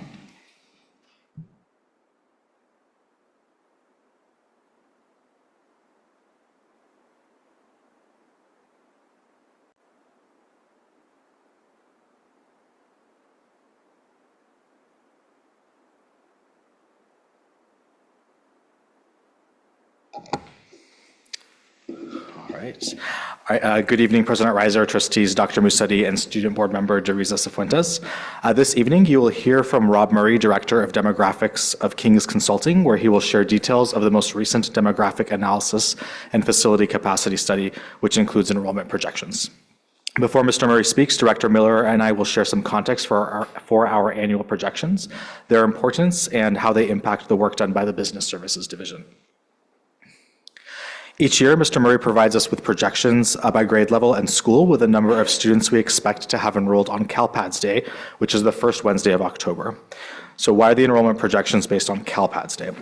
The enrollment on CalPADS Day is used for the local control funding formula, which directly impacts our budget. So it's important that we can predict what enrollment will look like on that one particular day. And because of the direct tie to funding, the projections are used by the business office when working on multi-year projections. Additionally, we use these projections to determine the FTE allocation or staffing at school sites, as well as the elementary classroom configurations, which Director Miller will speak to momentarily. We also regularly look at the ARIES roll-up numbers. This is defined as the total enrollment in ARIES for a particular school for the next school year on any given day. As you might expect, these numbers fluctuate throughout the year as students enroll, drop, transfer schools, and open enrollment and inter-district transfer decisions are made, but they typically are close to matching projections by the time we get to CalPADS Day each year. We receive our first set of projections from Mr. Murray in December or January each year, and they continue to be adjusted throughout the year as we closely monitor the roll-up numbers. Historical data on roll-up numbers compared to projections between January and the start of the school year allow us to monitor trends and recognize anomalies so that we can adjust staffing and classroom configurations as needed. And with that, I will pass it to Director Miller. All right, good evening. Sure, I'm on the right side. So projection numbers are really foundational for enrollment planning. These numbers are used during the open enrollment process to determine how many seats are available at each site, and they're used at the site level to really anchor the planning process for schedules. At the elementary level, these numbers inform classroom configurations, so the number of teachers at each grade level and any potential combination grade level classes. And at the secondary level, these numbers inform master scheduling. Enrollment projections are used to centrally configure all elementary school classrooms. This process began centrally for this current school year and is continuing for 25-26. This has had several benefits. So centrally configuring elementary schools has allowed us to measure our enrollment against projections. So what we have in our roll-up against projections to see where we're at in both the communities of Napa and American Canyon. This has ensured that an appropriate number of seats are available at each grade level in both communities. This process has also helped to minimize year after year the number of combo classes needed at sites, to minimize teacher overage MOUs, and also to really minimize and almost eliminate the number of teachers that have to be reassigned to a different grade level after August 1st. Projection data is being used this year to support master schedule planning at all secondary sites. This data has really helped sites manage the impact of declining enrollment by informing decisions about teacher credentialing needs. This has helped sites to support programs and course offerings for students.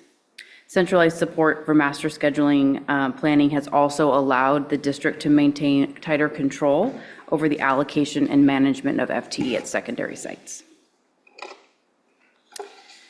So projection data is going to be essential as we continue to plan for growth in the community of American Canyon. And as you'll hear from Mr. Murray in just a moment, residential development is occurring in American Canyon, and this development will continue to result in new students moving into the community.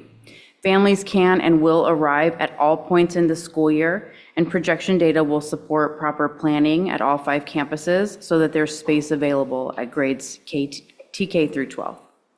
American schools receive the highest number of out-of-district attendance requests in our district, and projection data informs the number of inter-district transfers that we accept into any of our schools, but particularly in American Canyon.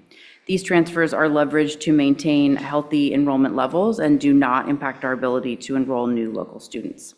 So with that, I will pass to Mr. Murray from King's Consulting.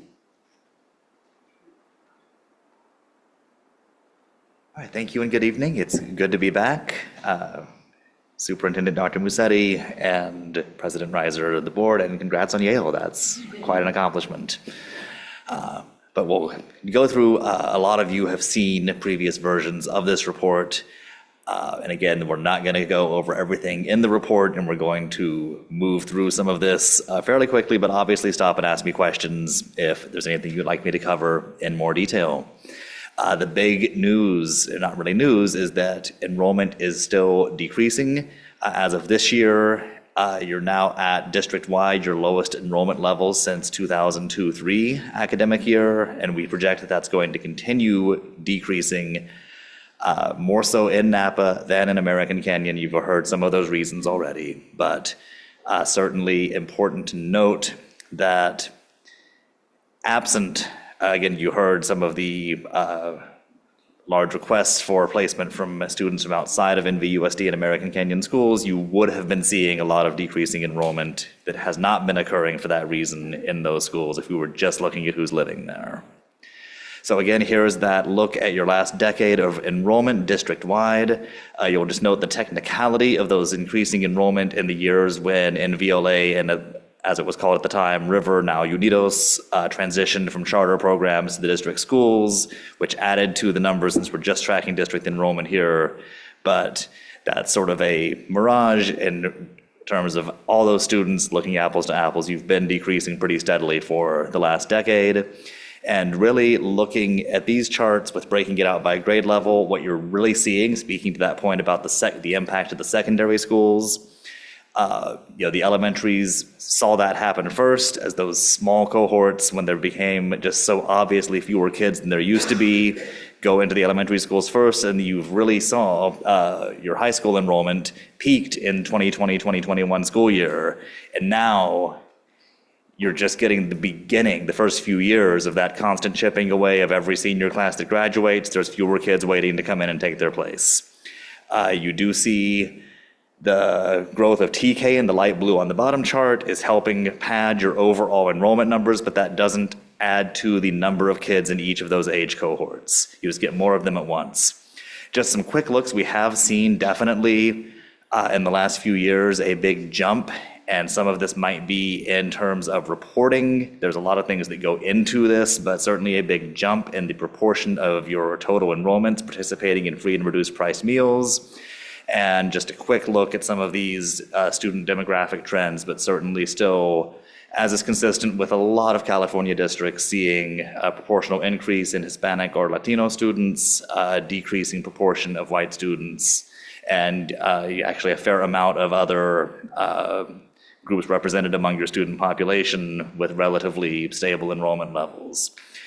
Just again, that quick look at what we get from the census data, you will note I'm still using these 2020 numbers because the ACS, the American Community Survey that was put out for 2023 in December of last year, I have it in the full report. I'm not showing it here just because it was so out of left field that I want to give it another year to settle down. But what we're really seeing is growing populations overall, but decreasing populations of school age, which is consistent with everything else that we're seeing. Just that quick look, student generation rates. This is one of the big ones for those of you who just hold on to every word. You'll recall last year, I promised that it would be big news because we would finally have enough homes in the new development in American Canyon to actually know what we're looking at. Because historically, American Canyon, especially single-family homes, generated a huge number of students per home, and we didn't know if Watson Ranch was going to duplicate that or not.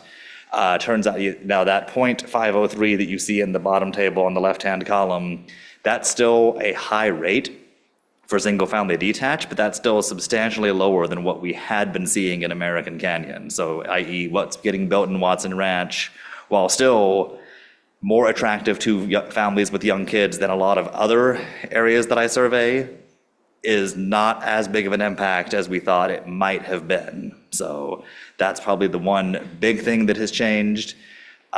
We also, interestingly though, have also seen a similar drop with the new affordable housing that's been built in American Canyon. Again, still generates some students, but roughly half of what the affordable housing in Napa is generating, which that's one I want to track as we go on, because that is a bit unusual, but that's what we were seeing with the most newly built affordable housing. And then just a quick overview, you've certainly seen how much development there is. There's some projects in Napa, a lot more in American Canyon. I'm sure your liaisons to the city have more up-to-date numbers than what I'm showing here, but you're still looking at hundreds of homes still to be built, and that will generate some students over time. Just that quick look at the spatial analysis, won't belabor this, but again, just this one chart tells you so much. You look down the columns to see where students in a boundary, all the people who live there, where they go to school across the rows, to see everyone who's enrolled in a school and what boundary they live in. You can just get some big picture things like this net migration map. This zeroes out in total, but particularly with your special programs at NVLA and Pueblo Vista, you do have a lot of built-in, feature not a bug, net migration into a couple of programs. And then, of course, your non-resident trends continuing to grow, but again, as Director Miller indicated, conscientiously towards planning around resident enrollment as well. And then just those enrollment projections, I think the big news is still looking at with another year of births in the books. That red box, again, as a reminder, is just around the years of births that we know how many kids were born who have not showed up to you for kindergarten yet.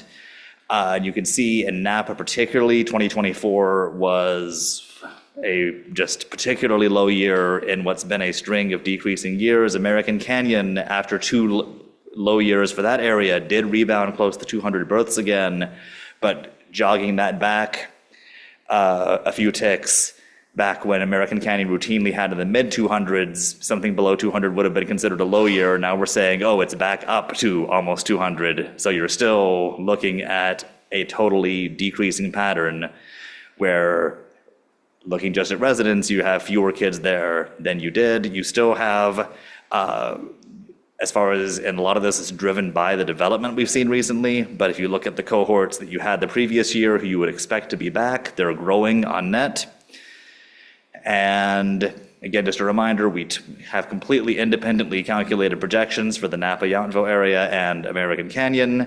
We also have various types that are all in the full report. We're just going to show you your main planning projection here, which lots of numbers, but the bottom line that you see is a little boost next year as you have, as has been alluded to earlier tonight, one more year of increased eligibility for transitional kindergarten. So you just get brand new kids that you didn't have the opportunity to have those equivalent kids this year, but then after that, going down, but it's slowing.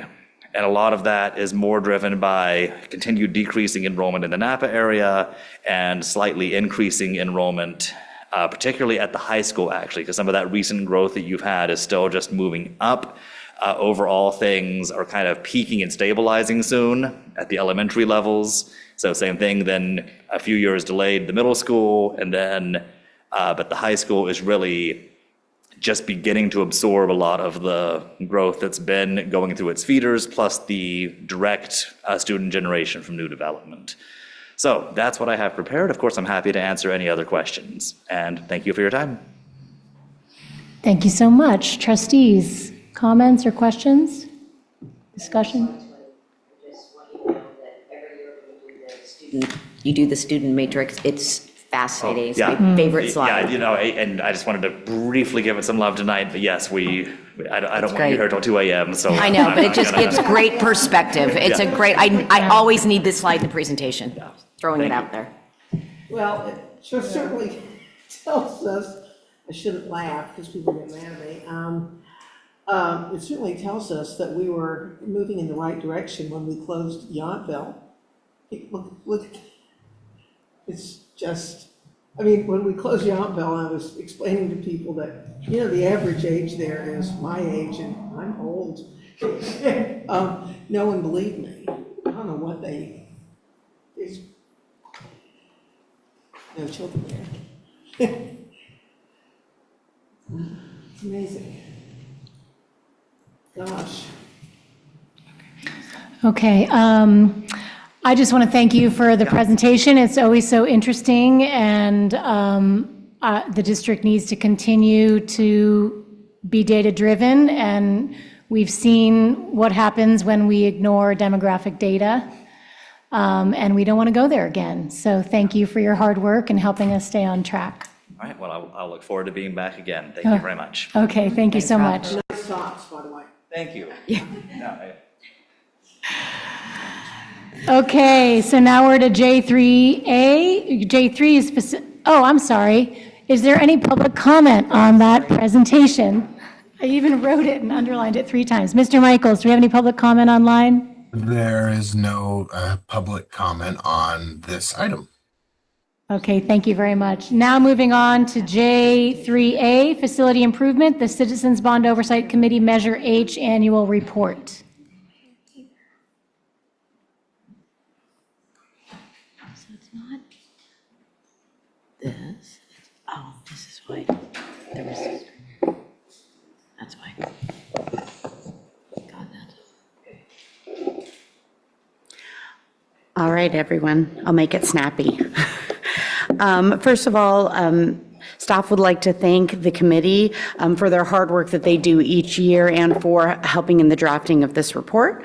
There are limited changes from the previous report. As everyone's aware, we're rounding out Measure H, so there's not a lot left.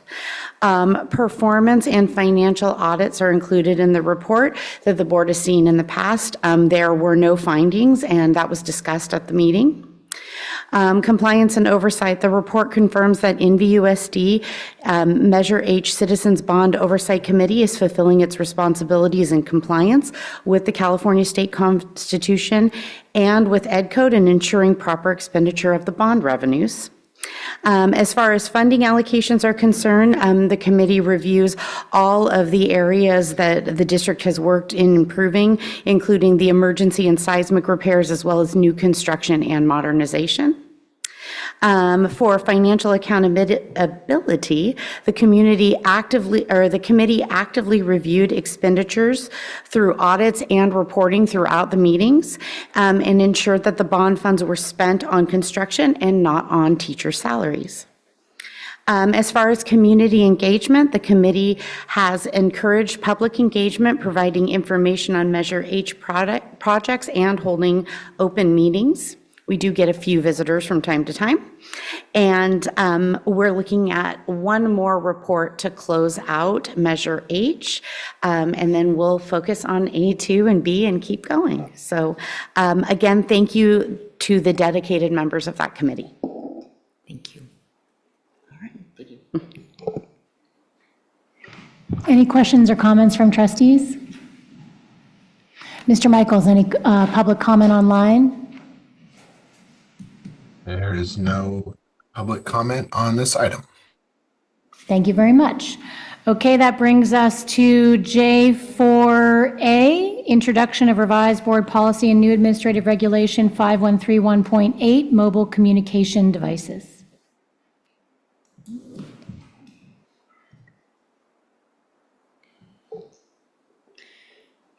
Good evening, President Reiser, Board of Trustees, Student Trustee Teresa Fuentes, and Dr. Massetti. I will share a presentation on the revised and new administrative regulation 5138 on mobile communication devices. So I will begin with the overview of Assembly Bill 3216, the Phones Free Schools Act, and current board policy. The connection to this and the NVUSD strategic plan, along with the group collaboration and feedback gathered to ensure that it meets the needs of the district and compliance to the Assembly Bill. So schools are required to establish and revise policy that limits or prohibits student smartphone use or campus or under staff supervision.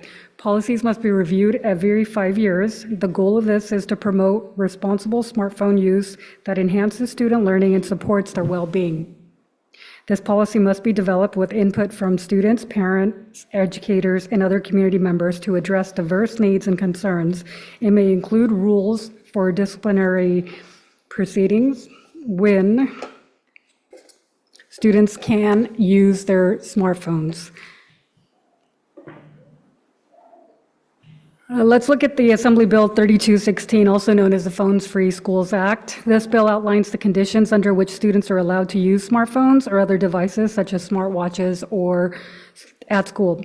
First, in emergency situations, students are permitted to use their phones if there's a real or perceived threat to their safety. Second, when the teacher or administrator permission, with teacher or administrator permission, students may use their phones through the access, can be limited depending on the specific situations. Thirdly, the health or well-being of student well-being needs. If doctor determines that smartphone use is necessary for a student's health, then the student would be allowed to use it. And finally, for students with individualized educational programs or IEPs, if the IEP or 504 plan specifies that a mobile communication device is required, the school will accommodate. These exceptions ensure that while the policy promotes a phone-free environment, it still respects student safety, health, and individual learning needs. We do currently have a board policy 5131 that ensures that we are in compliance to the Assembly Bill that is in place. However, we would like to ensure that we align this and strengthen it to go with our Strategy 7. We can enhance our existing policy to promote and protect and support the safety for our school communities and student learning. Now, the revision and addition to the administrative regulation will ensure that we are consistent across all of our NVUSD campuses. The rationale behind NVUSD comprehensive cell phone policy and how it connects to our graduate portrait. The policy is not just about limiting phone use, it's about creating an environment where our students can thrive academically, socially, and emotionally. Our cell phone policy is about much more than technology. It's about student growth, safety, and readiness for the future. By fostering a focused and connected learning environment, we will help students become career-ready scholars, adaptive learners, self-champions, and global citizens. The cell phone policy is one of the many tools we use to support this broader vision. Now, to ensure we gathered comprehensive input on proposed revisions to our cell phone policy, we engaged a broad range of stakeholders across the district. These included our district and site administrators who provided perspectives on implementation and enforcement challenges. We also consulted with NVUSD Superintendent Parent Advisory Group, ensuring we heard directly from families across the district. In addition, the DLAC, which is our District English Learner Advisory Committee, offered important insights from our multilingual families. We met with the Superintendent Teacher Advisory Group to understand classroom level impacts and instructional concerns. Finally, we incorporated feedback from the NVUSD Student Advisory Committee. to make sure that student voices were a part of this important conversation. These diverse perspectives came together to help share a more effective and equitable policy. Now, based on all of the advisory group feedback and legal review, NVUSD revised the current board policy, which is now aligned to the Assembly bill. The regulation applies to all transitional kindergarten through 8th grade students. Students are required to keep cell phones, smartwatches, and other mobile devices turned off and stored in their backpacks throughout the school day.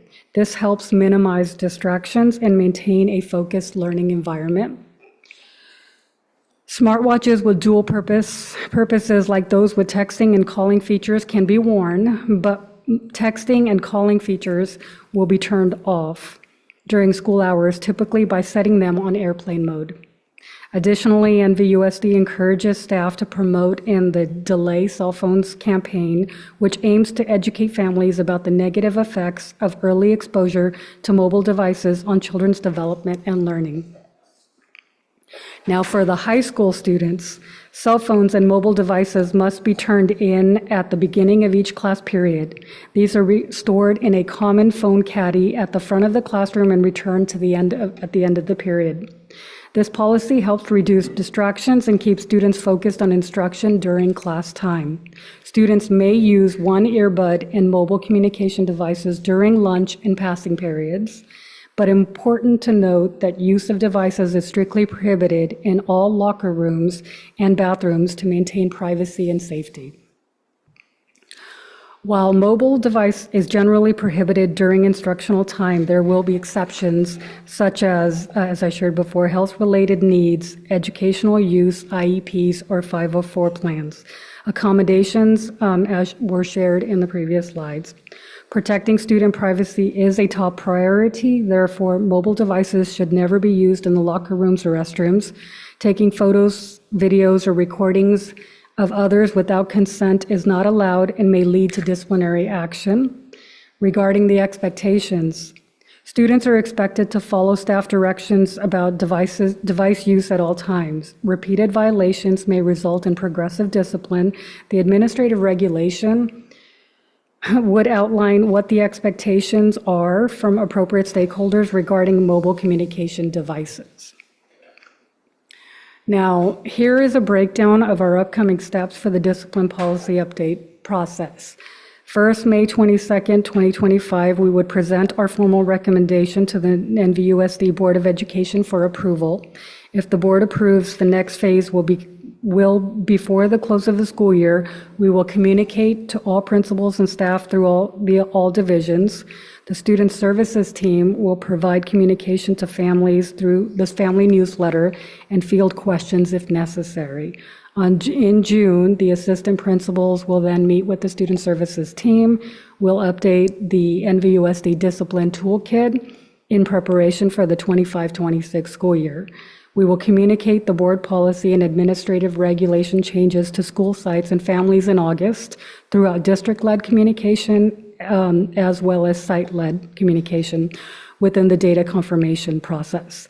And the cell phone policy will be a part of the update of the acceptable use policy. School sites will include this in their welcome back packets, orientations, and ongoing in their weekly newsletters as needed. School sites will field questions as they implement the board policy and administrative reg, and Student Services team will be available to school sites to support with questions. These steps are all designed to ensure transparency, consistency, and improved support for students, staff, and families. This concludes the presentation. This policy update and additional AR will support in helping us strengthen our practices to better serve all students in NVUSD. Thank you. Thank you so much, Director Bhatti. Trustees, do we have comments, discussion? Late. I'm not going to read my prepared comments. Great presentation. I mean, you covered, all the issues that will come up. My only, I guess, concern or desire is that it's consistent. My only concern is the enforcement and the consistency of that enforcement across sites, policy. I think that's where it goes awry. And that the standards are consistent. And I think that's the only, I'm sure it's very nuanced, it's complex. I know there will be hurdles, but for me, that is going to be one of the biggest challenges, I would think. It's always been the challenge. I'm sure. It's always been the challenge. Technically, we have had a cell phone policy.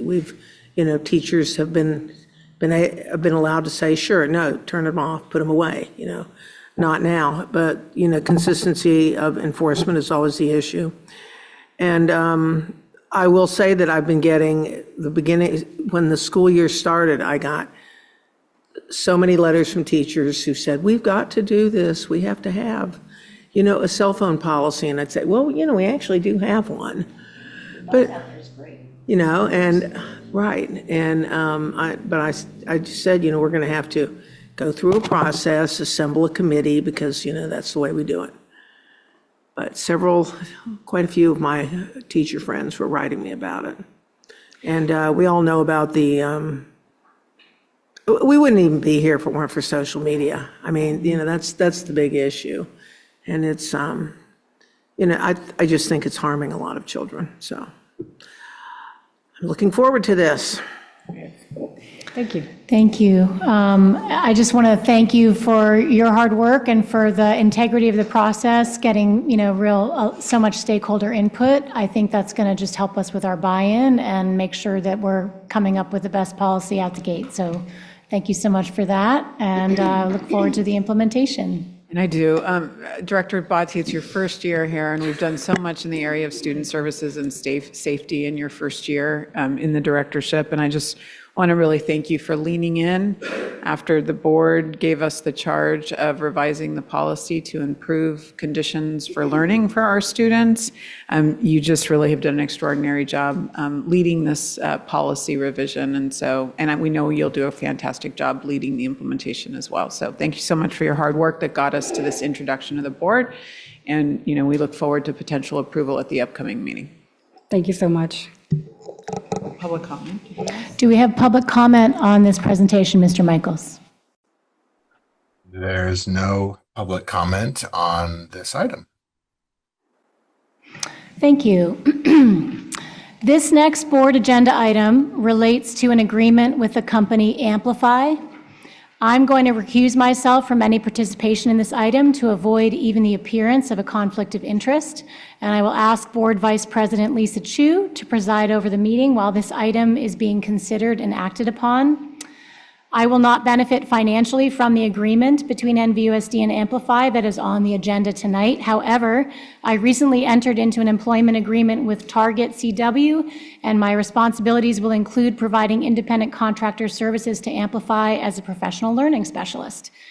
I've ensured that none of the services I provide will be related to the Napa Valley Unified School District. With that said, because of that connection with Amplify, I will now leave the room, hand the gavel over to Trustee Chu. Here it is. You don't really need it, but just metaphorically.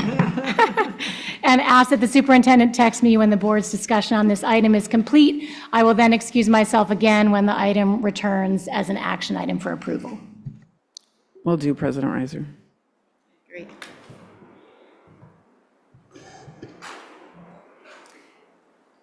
All right, we are now on item J4C, Reading Difficulties Risk Screener Selection Committee Recommendation.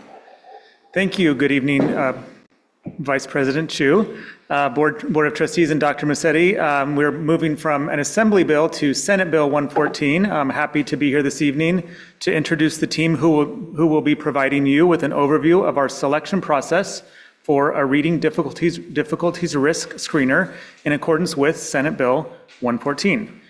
We have with us this evening Director Sarah Knox, two of our academic specialists, Carly Miller and Becky Albertazzi, and Canyon Oaks teacher Tracy Sims. They have led and participated in a thorough selection process, giving us the confidence to make recommendations for your consideration this evening. Thank you, and I will now pass to Director Knox, who will provide some background information on the reading difficulties screener legislation and the selection process. Good evening. Good evening, everyone. Thank you. So it's my pleasure to be here alongside a team of dedicated literacy champions to provide you with an update around literacy screening in NVUSD. Sure I'm doing it right. Okay. So first, we just wanted to ground this presentation in a connection to the NVUSD strategic plan. So strategy 3 discusses the need for building a comprehensive assessment framework. And this is an integral part of an assessment framework is having a K-2 early literacy screening component. And so this Senate bill speaks specifically to a K-2 literacy screener. And we have some pieces in place that we're going to talk about tonight, but this would definitely enhance the system and continue to support this strategy here. It also allows teachers to have access to instructionally meaningful data, K-2 teachers, and it is really going to be able to allow us to intervene as early as possible with students who identify as being at risk for literacy difficulties. So we're going to talk about what this screener, or we're going to talk about the screener in the context of the larger NVUSD history with literacy screening. So we have been using universal screening for early reading for many years, over 15 years, and we actually consistently used DIBELS in the all the way until the 2019-2020 school year.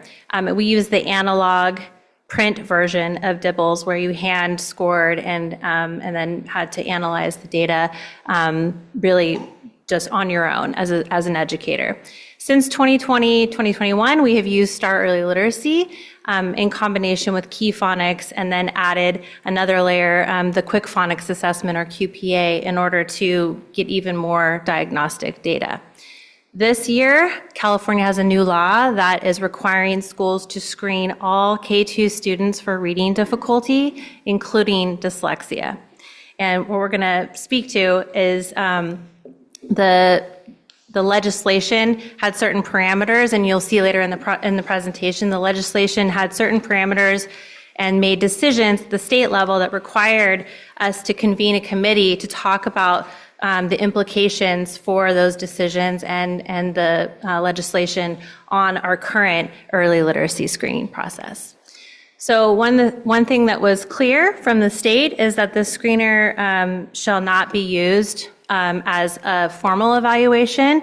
It shall not be used to diagnose students with or make them eligible for disabilities or for 504 plans. It's not meant to be used as a high stakes assessment.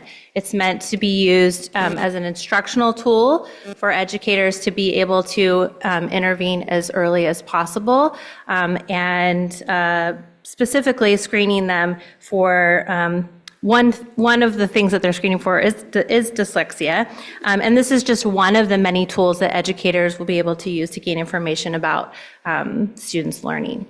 So I just wanted to be really clear about what it's not intended for and included the education code there. So this is just a brief summary of the requirements. There was 4 key elements. One is the timeline. So you can see that the timeline, the deadline for board approval of a screening instrument was June 30th, or is June 30th. The reason and our rationale for making sure that we had approval by May is because we're going to have to train all of the K-2 teachers before the official launch, which will be required in 25-26 school year. We have a lot of K-2 teachers, and that's a really tight timeline. So we wanted to make sure that some of them could be trained at the end of this year in June. And so if we waited until our June board meeting, that would probably be a little too late. So the other requirements are family notification. Families must be notified prior to the screening, and they can opt out if they prefer.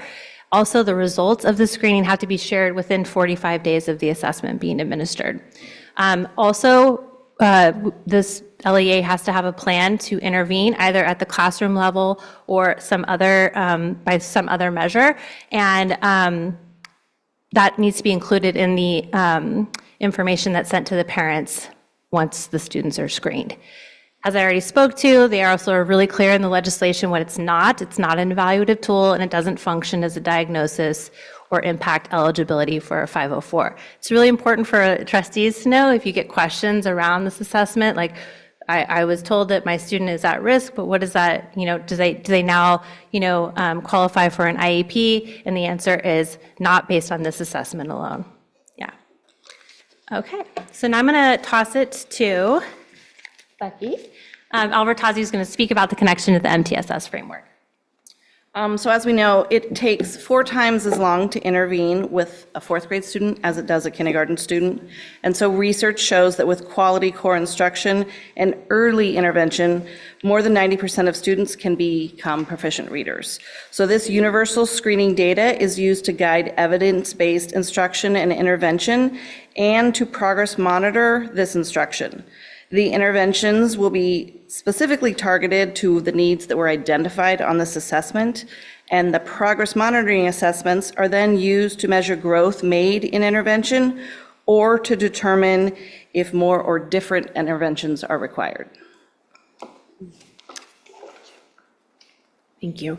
So we're now going to talk briefly about the domains that predict dyslexia or other reading disorders. SB 114 requirements outline key subdomains that can give us a complete picture of the student's literacy skills. Those include oral language skills, phonological awareness, phonemic skills, decoding, letter sound knowledge, knowledge of letter names, rapid automated naming, which is a big piece and newer to the assessments we're giving, visual attention, the ability to process multiple visual elements at the same time, reading fluency, vocabulary, and language comprehension. So a real breadth as far as assessments that we're giving our students. Okay, this is me. This is me again. So the state in December of 2024 finally released a list of 4 approved measures that met the requirements for reading screeners. So as I mentioned earlier, we had a couple of screeners that we were using, and none of them were on the list of approved screeners that the state had a selection committee that determined what the 4 were going to be. So we found out in December. In January, after the winter break, then we determined that based on the measures that were approved, we needed to convene a reading difficulties risk screener selection committee to take a look at the 4 options and discuss implications for what we were going to do in MVUSD. And so we had a 31-member selection committee and a pilot team that included 40 educators, including elementary principals, classroom teachers, interventionists, TOSAs, special education representatives, including functional skills teachers, because the assessment or the legislation is clear that everyone, all means all, in terms of screening K-2 students. So we met upon winter break, upon our return from winter break, to review all 4 screener tools, and we used the state adoption toolkit to evaluate each of them. So this is Exhibit A. No, I'm just kidding. This is the tool that the people on the selection committee used to be able to evaluate each of the 4 assessments tools. And based on the ratings, we decided to pilot M-Class DIBELS 8th edition. In addition to our long history with DIBELS, the analog print version of it, our DLI schools have adopted M-Class Lectura this year, and they screen students in Spanish early literacy. So M-Class Lectura uses the same platform, M-Class, and also comes from the Center for Teaching and Learning at the University of Oregon, which DIBELS does as well, in partnership with Amplify. So we, as Sarah mentioned, we looked at Amplify M-Class DIBELS. It just rolls right off the tongue. So when I wanted to just walk you through kind of what that is, as Sarah mentioned, historically we had used DIBELS 8. That was right before in 2019. We did use that for a year, the updated version. And then also our dual immersion schools, MVLA and Pueblo Vista, use M-Class Lectura. We piloted last year and implementing this year. So it it was a good fit for what we've seen. So Amplify is the publisher. M-Class is the platform, which really allows us to go beyond the analog version that, the print version that Sarah was mentioning earlier. DIBELS 8 is the actual assessment. They're 1-minute assessments, and there's a battery of them. And then the digital platform is really the big piece where classroom teachers are going to quickly give these assessments, and the technology will really start to help with the observable behaviors. The test administration looks like this. This is phoneme segmentation, where we give them the word, they break down the sounds, and then nonsense word fluency, which again are made up words because we're testing their decoding abilities. It's timed. The actual instructions we give are consistent, which has been an issue before for calibration from teacher to teacher. And so I think that's the next slide. I think we can. It has that nice little timer up at the top, so the teacher knows when 3 seconds have gone up, and you go on to the next one. Yeah, perfect. I'm going to pass it over to Tracy. All right. Okay. This is an example of a teacher report. After the test is administered, we can view the class results table. As a teacher, this gives me immediate data from the benchmark that was administered with scores for each subtest. I can sort each column to zoom in on specific subtests, which begins to group my students together. It also provides me a composite score, which is an overall score that combines results from multiple DIBELS subtests. This helps me see beyond the isolated subtests and identify students at risk for reading difficulties. I can then dig down, investigate into these subtests, and determine targeted reading interventions to support these students. The M-Class instructional tool automatically groups my students based on the benchmark results and response patterns. This allows me to see each group and one main skill I should focus on within that group. For example, phonemic awareness, which is hearing individual sounds, maybe within the medial position. So for example, a word like mat, at, if the student was struggling with the ass sound. It also recommends specific information that might be important to note for my multilanguage learners based on the student's response patterns. Within the observable patterns that are identified during the assessment, the platform creates a checklist with recommended instructional activities that I might use to support this group of students. The fact that M-Class DIBELS will group students and have a variety of instructional activities available are both tremendously valuable tools for teachers. Another resource M-Class provides is it provides an activity tab where we can access, as teachers, access hundreds of activities that are organized by the specific strands that Tracy was just mentioning, really tying the assessment directly to instruction and providing a tight resource for our teachers to utilize. So for progress monitoring, this is a big part. So this graph really will show you the open circles, the red and the green are our benchmarks that take place throughout the year. And the open circles are bi-monthly progress monitoring that is happening. And then I'm going to have Tracy just talk about that pinpoint. Yes. So teachers can also set custom goals for students, and you can see that indicated here with the pin icon where it says 55 above it. So as a teacher, I can set a custom goal based on where I think the student is falling, and use the pin icon there. So this is very important when we begin to track students and their progress or lack thereof, because we're able to provide specific benchmark goals in between those two big benchmark periods. So just something to note.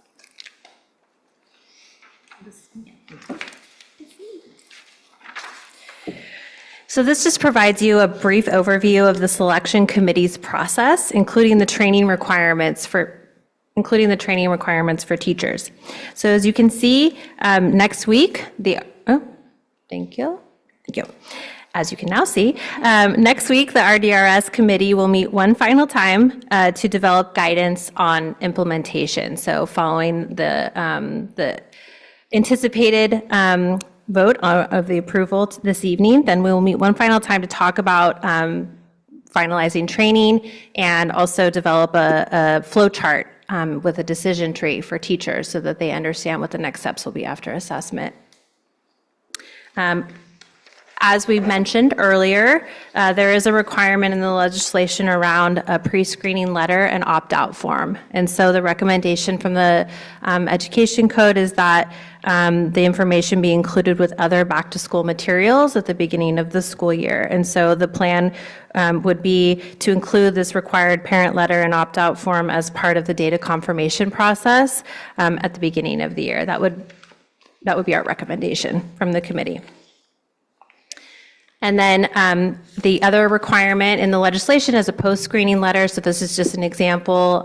This is a template on our letterhead that would be made available to parents, similarly to how we share the STAR results with parents. So that would be shared with them, and the results must also include how to interpret the results and next steps, including any services or supports that would be available to students. Okay.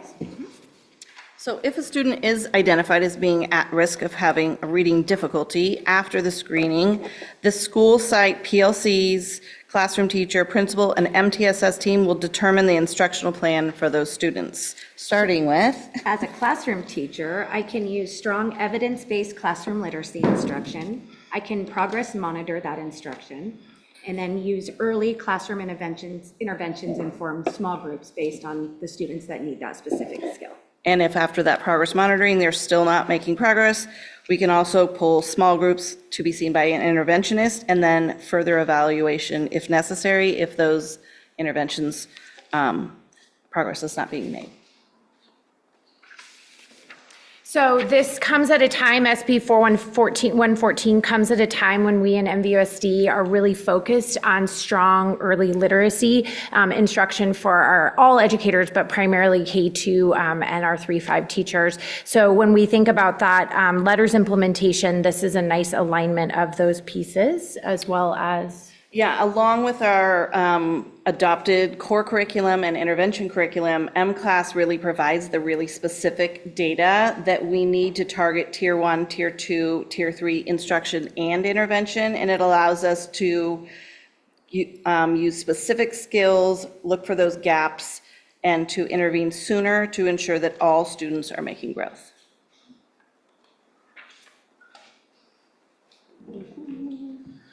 Okay, so thank you very much. So based on the in-depth analysis completed by this piloting team and their recommendation to move forward with this as our reading difficulties screener for NVUSD, the ISS team is recommending that this be our screener in compliance with Senate Bill 114.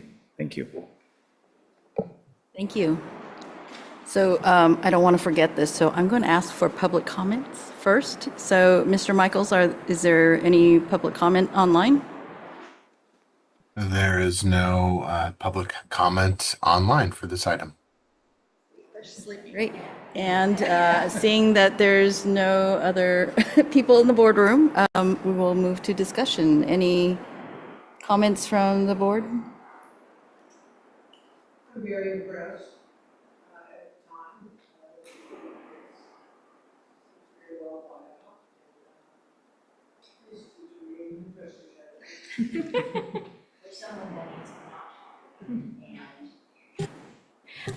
Who has never been an educator. What I appreciate is your ability to explain it to someone like myself, where it not only makes perfect sense, but it looks like it's kind of a really important component in all of the literacy work that we're doing. And it's just another added piece of the puzzle so that we're going to give our students success. So I appreciate the thought and the time and the manner in which you explained it to those of us that read it in the document and was really hoping for a presentation. Any other comments? Well, I just have one question. We collect all of our data in Aries, so I assume aside from the letter, all of that data will also go into Aries where parents can see that, right? We're getting head nods. Congratulations, Peter. Yes. Dr. Abood. Yes, and one of the interesting things around, because this is not a high-stakes assessment like LPAC or CASP, the legislation is silent on reporting to the state. So it really is designed, the legislation was designed to encourage LEAs to provide this screening as an instructional tool for teachers, but it's not a high stakes assessment that's going to be reported outside of MVUSD, but certainly it will be tracked internally. Do you anticipate people opting out? Is that a concern? For anything we do, there's always a couple of opt-outs. I mean, you're always going to get, people who, it's not for my child, and that's their right, and that's in the legislation, and we will see. It's not different from things that we've done in the past. We have a long history of using dibbles, but we have new families who may not be familiar with it, so TBD. Thank you. Do you anticipate having any kind of an uptick in the number of kids you're identifying tier 2, tier 3 for intervention based on this screener being implemented across the board? That's a really good question, and I think we have already been using a variety at a tool belt full of early literacy assessments to determine, exactly and precisely where students are at and diagnose their issues.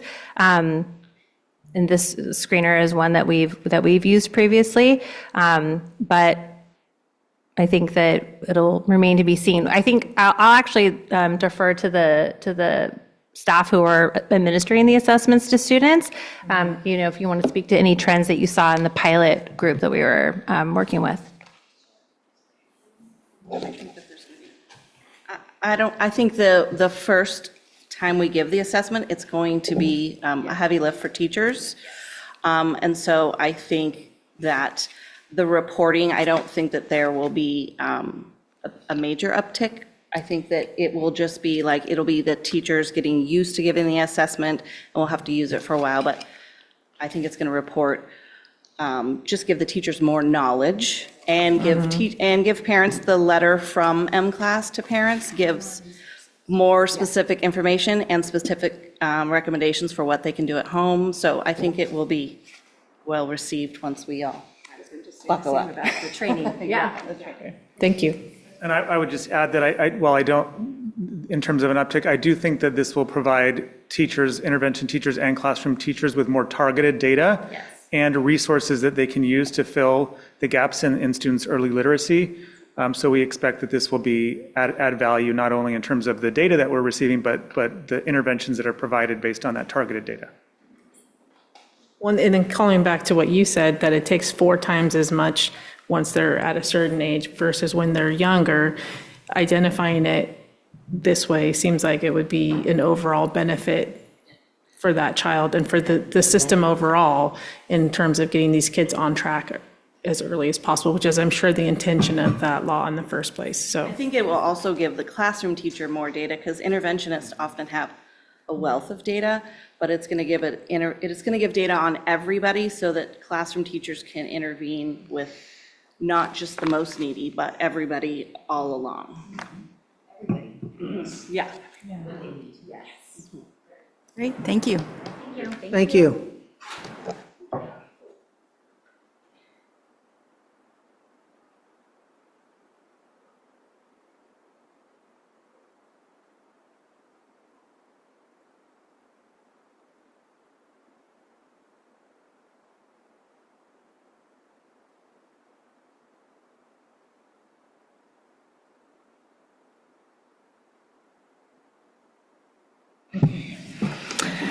Okay, so that brings us to action items.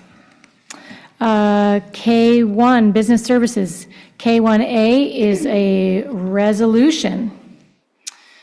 2531 to support of AB 1021 and AB 1381. So for a resolution, I guess I should ask first, is there public comment? Mr. Michaels? There is no public comment on this item. Okay, thank you. Could I please get a motion for this resolution? I have a first from Trustee Martin, a second from Trustee Hart, and Ms. Morales, can we get a roll call vote? Yes, Student Board Member De Reza Cifuentes? Aye. Trustee Reiser? Aye.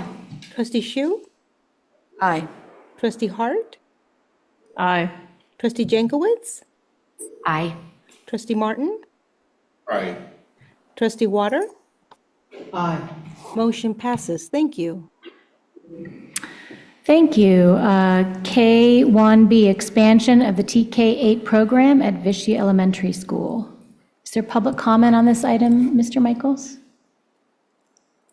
There is no public comment on this item.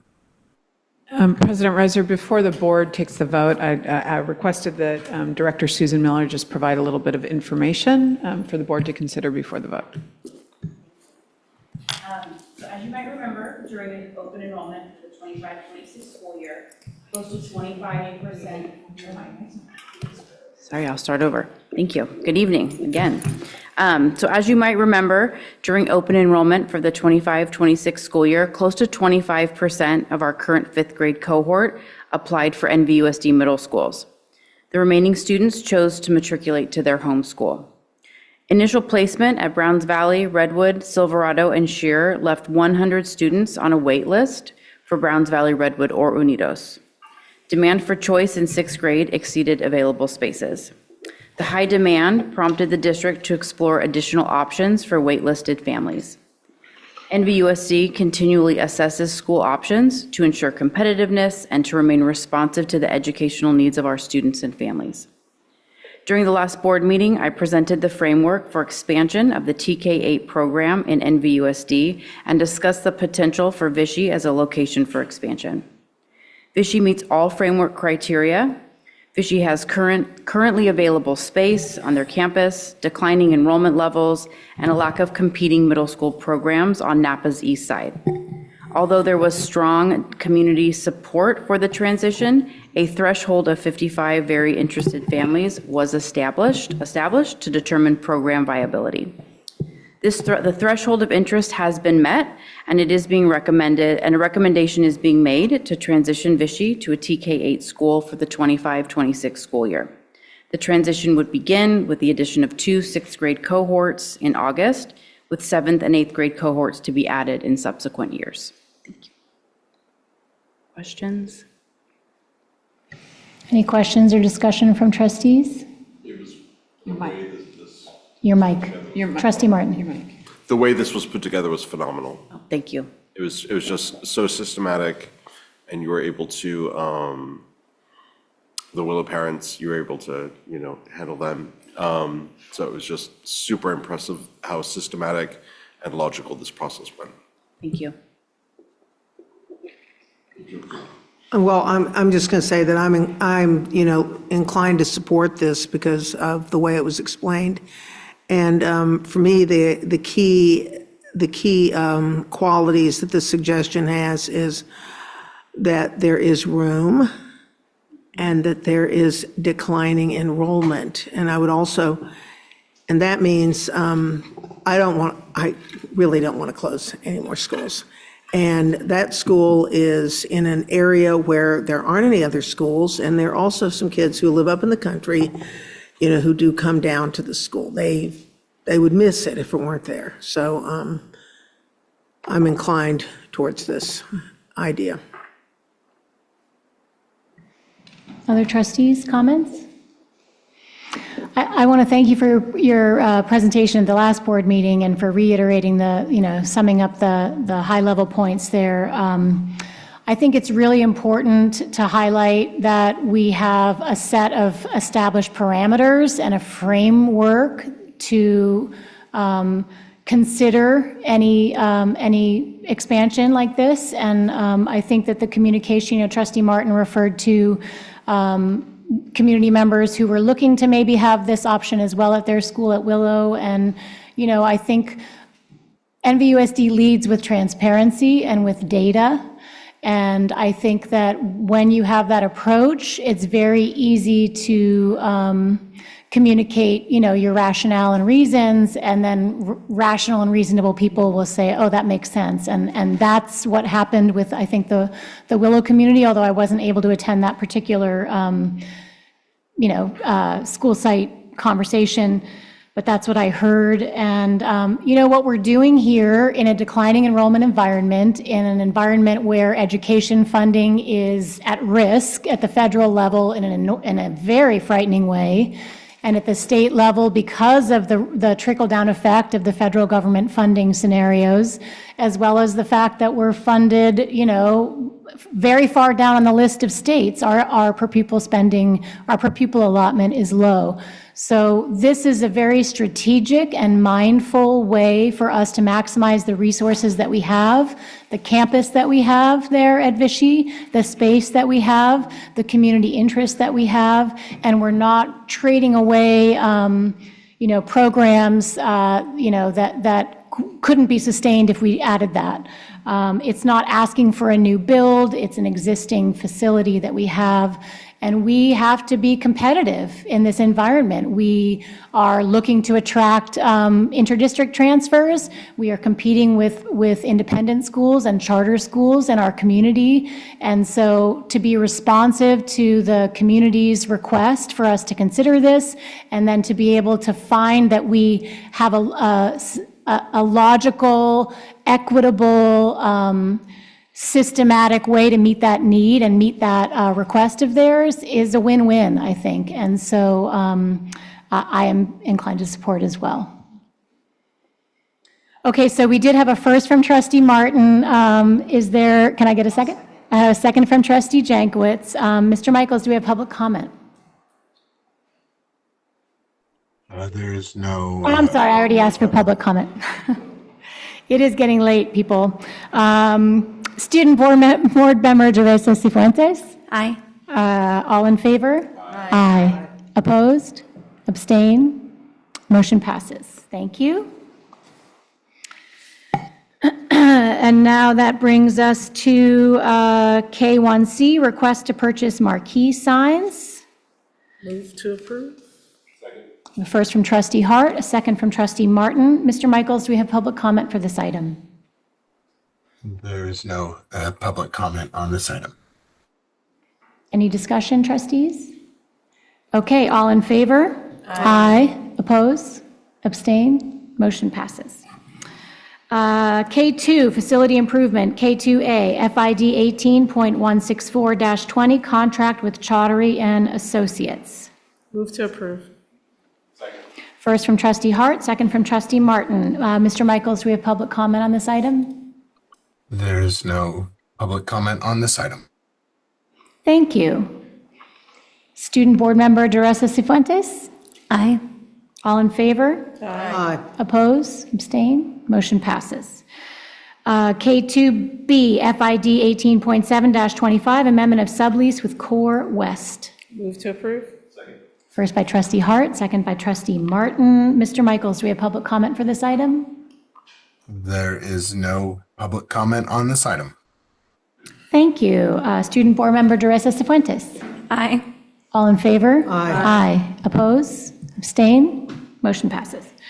K2C, FID 18.8-25, contract for architectural services for Redwood Middle School. Move to approve. First from Trustee Hart, second from Trustee Martin. Mr. Michaels, do we have public comment on this item? There is no public comment on this item. Thank you so much. Student Board Member Teresa Cifuentes? Aye. All in favor? Aye. Oppose? Abstain? Motion passes. K2C, FID, K2D, FID 18.9-25, contract for architectural services for Unidos Middle School. Move to approve. First from Trustee Hart, second from Trustee Martin. Mr. Michaels, do we have public comment for this item? There is no public comment on this item. Thank you so much. Student Board Member Teresa Cifuentes? Aye. All in favor? Aye. Oppose? Abstain? Motion passes. K4, instructional services, K4A, 2024-25, school plan for student achievement addendum. Move to approve. First from Trustee Hart, a second from Trustee Martin. Mr. Michaels, do we have public comment for this item? There is no public comment on this item. Thank you. Student Board Member Teresa Cifuentes? Aye. All in favor? Aye. Oppose? Abstain? Motion passes. K4B, new middle school course of study adoptions. Move to approve. We have first from trustee Hart, second from trustee Martin. Mr. Michaels, do we have public comment for this item? There's no public comment on this item. Thank you. Student Board Member Teresa Cifuentes? Aye. All in favor? Aye. Oppose? Abstain? Motion passes. And now the Amplify item is up for action, so I am going to excuse myself again for about 30 seconds. Okay. Item K for C, agreement with Amplify. May I get a motion? Move to approve. Any public comments? Mr. Michaels? There's no public comment on this item. Okay. Any more discussion? All right. Student Board Member Teresa Cifuentes? Aye. All in favor? Aye. Aye. Opposed? Abstain? Motion passes.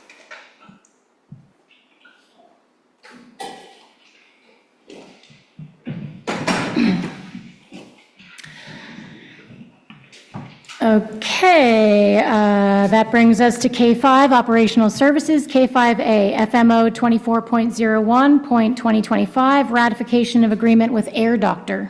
Move to approve. We have a first from trustee Hart, second from trustee Martin. Mr. Michaels, is there public comment on this item? There's no public comment on this item. Thank you. Student Board Member Teresa Cifuentes? Aye. All in favor? Aye. Oppose? Abstain? Motion passes. K5B, request to surplus equipment. Move to approve. First from trustee Hart, second from trustee Martin. Mr. Michaels, do we have public comment for this item? There's no public comment on this item. Thank you. Student Board Member Teresa Cifuentes? Aye. All in favor? Aye. Oppose? Abstain? Motion passes. L, informational. L1, general services. L1A, curriculum and student support committee did not meet. So no minutes attached.